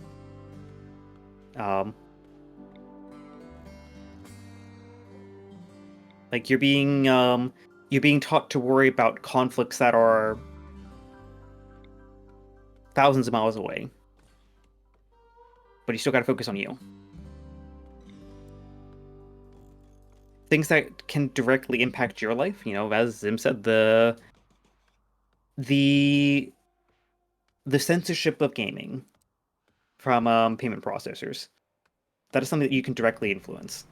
Which I do, Because real quick, want to cut in and make sure that it's that's not the only thing that Ren is worried about. That's just one of many. I can imagine one thing, and I was actually going to get there as well. But I just when you said that, I just realized I might have accidentally implied that that's the only thing Ren's worried about, and that's not fair to him. I want to clarify. oh look, I'm trying to speak in genuine, like broad terms as possible, because I don't want to lead the conversation down paths that are unsalvageable. Because sure, we could rip off the Band-Aid and talk about a lot of stuff going on in the States. But the broader thing there is staying informed, as I said, and figuring out what can you do and what can you plan for. Like, I'm looking at what's going on in the world, and I am wondering, okay, given the trajectory of how some things are going and deteriorating, what could I potentially do as a rough hypothetical plan of action to take care of my loved ones? Like, if things were to go belly up, what do I need to do to take care of myself? What do I need to do to take care of, like, Abby? If I need to get Abby out of a situation, what are my options? Having a game plan for some of the contingencies of life, the unforeseen uncertainties that we are finding ourselves increasingly in, can actually be a good exercise to ease some of that anxiety, at least for me. Oh no, that's Because, very valid. Because that is very much like that. having a plan removes that hopelessness. And that is what most people wind up feeling. That's what the news wants you to feel. They want you to feel hopeless about the situation. Because that keeps you glued into their programming. Exactly. That keeps you keep watching, hoping maybe this time when you tune in, there'll be something good.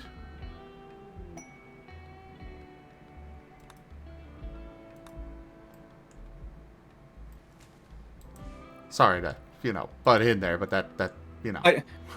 Oh no, like, no, feel free to butt in. But ultimately, at the end of the day, that's where I work through a lot of my feelings of hopelessness. What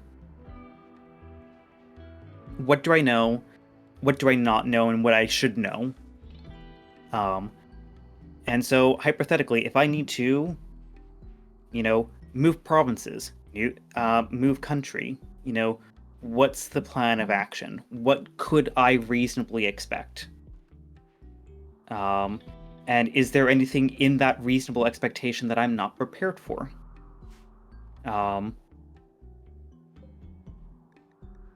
Like, if I need to get myself from one coast to the other coast, what would that involve? I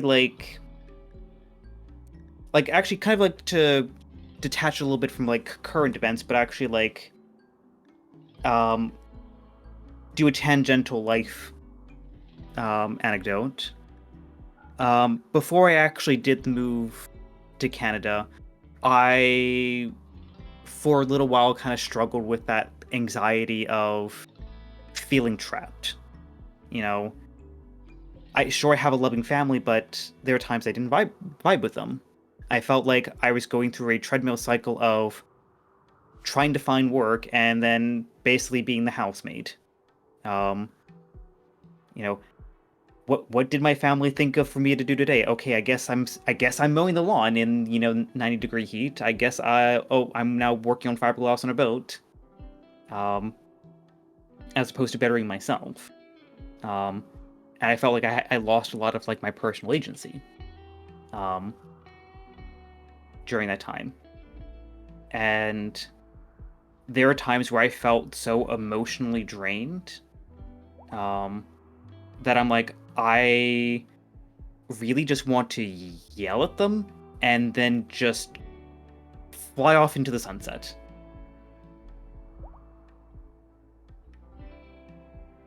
And what kind of helped me get through that period was, okay, if in my emotional state right now, I really want to just fly off into the sunset and just like, leave the island, how would I do that? Okay, I can probably spend, $50 to get a taxi to the airport. Cool, I can totally do that. And I'd probably need like a suitcase or two, like a carry-on and a big suitcase. What would I put in it? Package my life down to a suitcase. What do I take with me? What do I leave behind? What's urgent? Do I know where those things that I want to have are?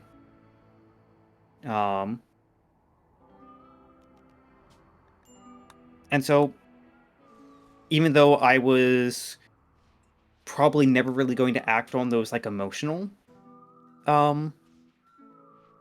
feelings, being prepared and understanding what were the essentials I needed to carry with me, made actually planning to leave the island in search of work a lot easier. Because I knew the core things that I needed to do so already. I had a game plan for leaving the island. And if there's something in that game plan for whatever the viewer listening to this out there really wants to do, if they want to leave their province, leave their state, leave their town, leave their country, where do you want to go? What do you need to take with you? What process do you need to potentially undergo? Because hey, a lot of things are paperwork. And if you can't get it done right now, do you know what you need to do? Who can you talk to? Um, is there anyone you can ask for advice? So even if you're not feeling like you're going to immediately do anything, having that game plan in the back of your mind can put some things into focus. And I think, as Zim pointed out, make that feeling of helplessness a little bit more diminished, because you, for anything, you want to be prepared. Um,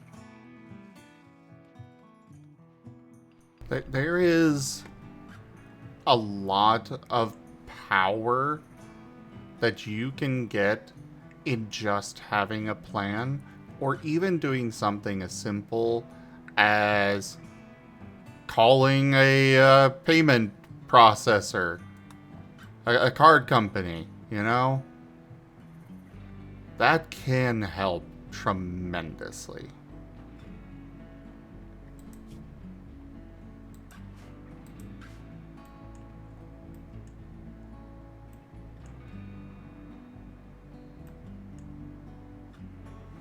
there is power in people.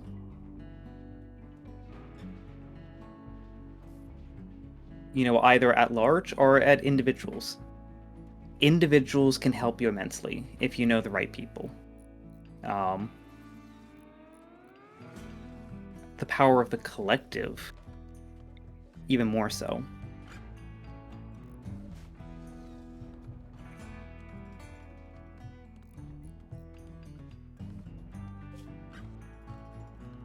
Life is the life and the world we find ourselves in these days is messy.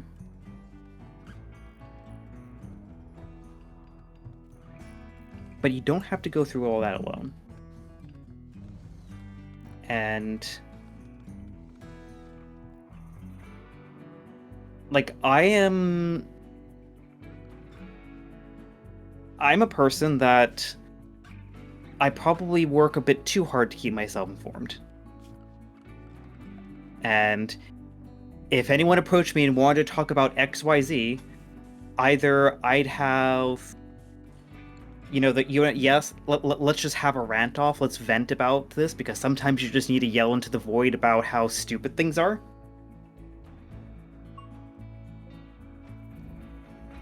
But sometimes I also like, you know what? I've heard enough about this. I just want to vibe. I just want to, play my game, forget about what's going on in the world for a little bit. Because I've had enough dosage of stupidity today.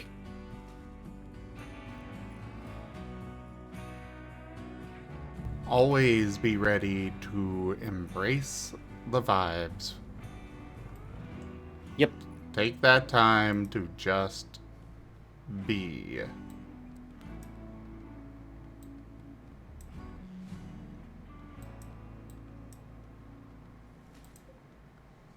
It's a balancing act. You need to look after your mental health at the end of the day. Hey, Kenku.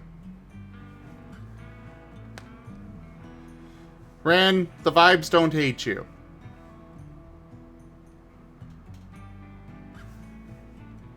And I was going to say, Ren, if you want an extra ear to listen to, or to listen in on things, I'd be happy to lend an ear or a bit of reflection if you're still very troubled. Also, Kenku, your primary Sure. job is cooking and planting.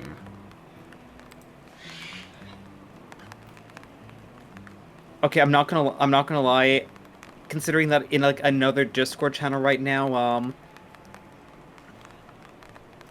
someone's boyfriend was really hyped about the new Taylor Swift album. My brain just immediately went to like, what Swift are we talking about?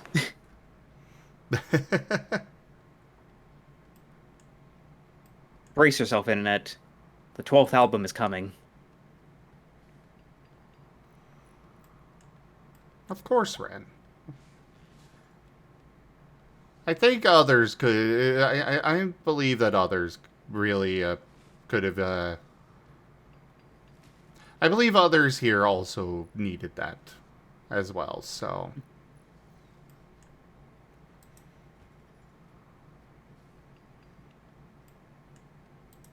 not to liken it to the traumatic event for a lot of us, but it's kind of the same vibes to me as COVID and the quarantine such stuff.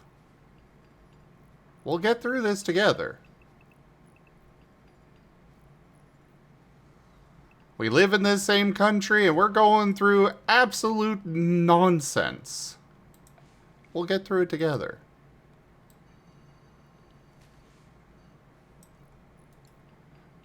A lot of people thought the world was over with COVID. Well, it didn't. It's still, we're still here.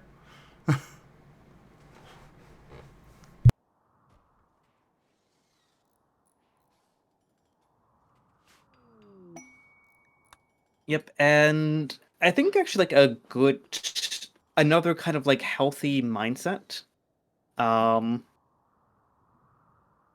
that I want to probably say has some religious prayer origin somewhere in there. I went to a Catholic school for 13 years. Um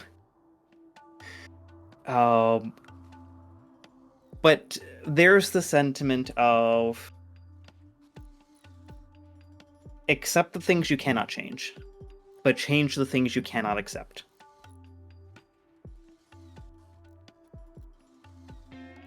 Because there are, there are things in life that, hey, you can't change. As much as it impacts you, brings you down, or seems unfair. There are some things in the world you cannot change, or you cannot reasonably change. But there are things that you can change. So, focus the energy on those things you can actually change and impact, not on the things that you feel powerless for. Of all things for me, I bring it back to Boy Scouts and their whole motto. Accept the things you cannot change. And there's more to it, but that's a very good thing to live by.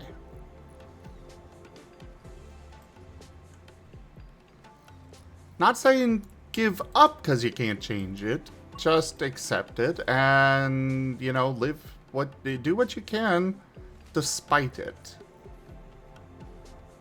Literally, give it a middle finger and say, well, fuck you. You want to ruin my life? I'm not going to let you. Well, that might be a little bit more aggressive an approach than most people want to go. Oh, the Lord. I'm just now remembering an image I saw on Blue Sky a few weeks ago where just like, when life gives you lemons, makes lemonades, and you just see this dude face planted onto the desk, getting blasted with multiple lemons from like a potato cannon, and there's just like dozens of lemonade pitchers and glasses to the other side, and it's just like, life just, can you tone down the lemons, please? With that one, I like the I like Cave Johnson's response. I don't want your fucking lemons! Make life rue the day they decide to give me lemons.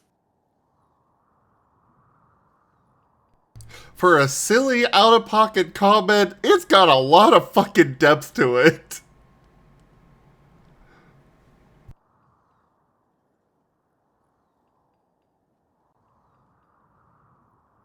And I actually want to jump back briefly, because, like, Ren, yeah, COVID kind of flipped my life and trajectory on its head in two very impactful ways. Because I came out of university. I Actually, no. Let's backtrack a little bit, because definite roller coaster. I come out of high school, like near the top of my class. Like I think I was like literally number 3. I was the only one that took sciences, while the other ones took accounting. Or sorry, I took all 3 sciences. If I come out of that, go into engineering, fail. Here I'm getting A's in my high school class. I get 26% in Calc 2. I chose the wrong path. You know, here I am Shit, going it's like, back. Oh no, it's going after back. me.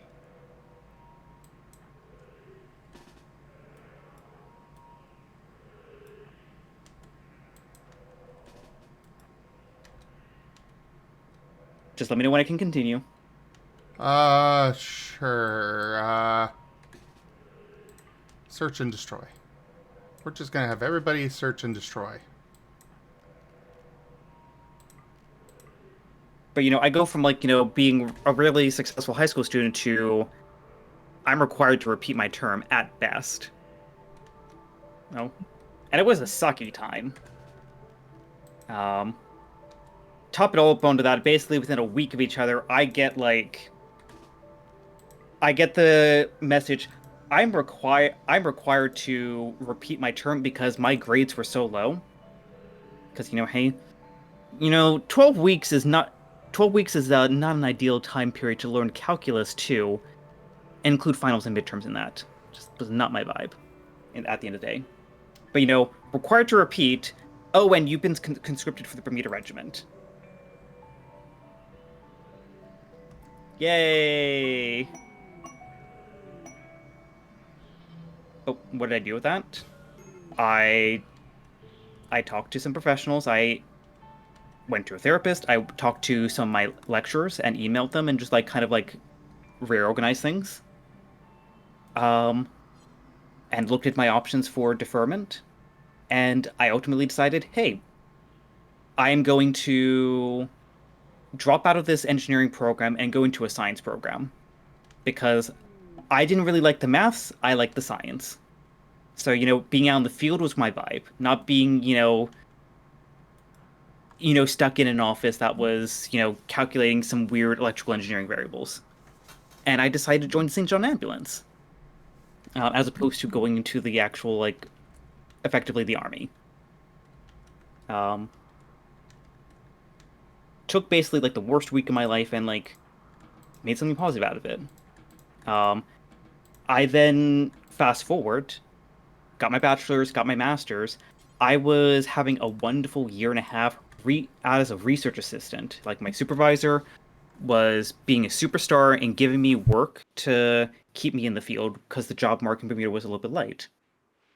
Then COVID happened. And since I wasn't staff, I was immediately said, yeah, you can't come in. What do I do?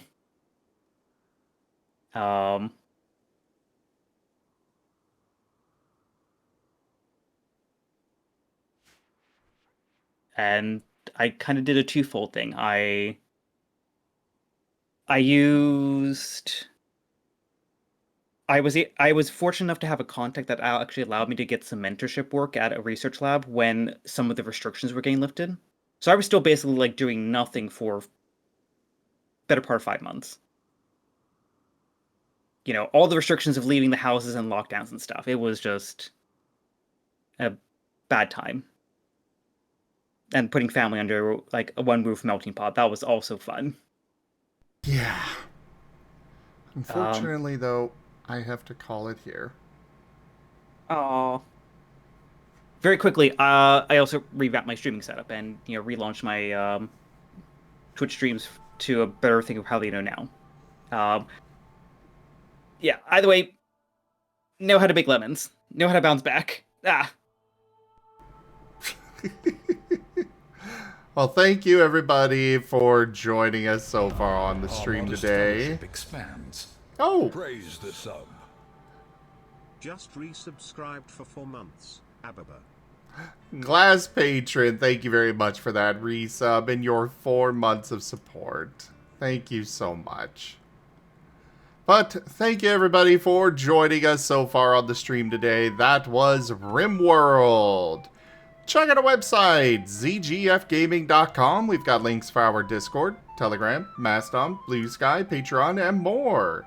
They are on the website as well as down in the description below through our link tree. Thank you to my patrons, tippers, and subscribers. It is your support that keeps this channel alive and going. I cannot do this without your guys' help and your support, so thank you. Consider becoming a patron over at patreon.com/zgfgaming. It's one of the best ways to support the channel, though you can also do so by sharing the stream around, grabbing packs of cards to stream loots, using our Humble Bundle partner link, or just coming by and hanging out. But for now, thank you so much for joining. Don't forget we are here for you, and I bid you all the most fondest adieu.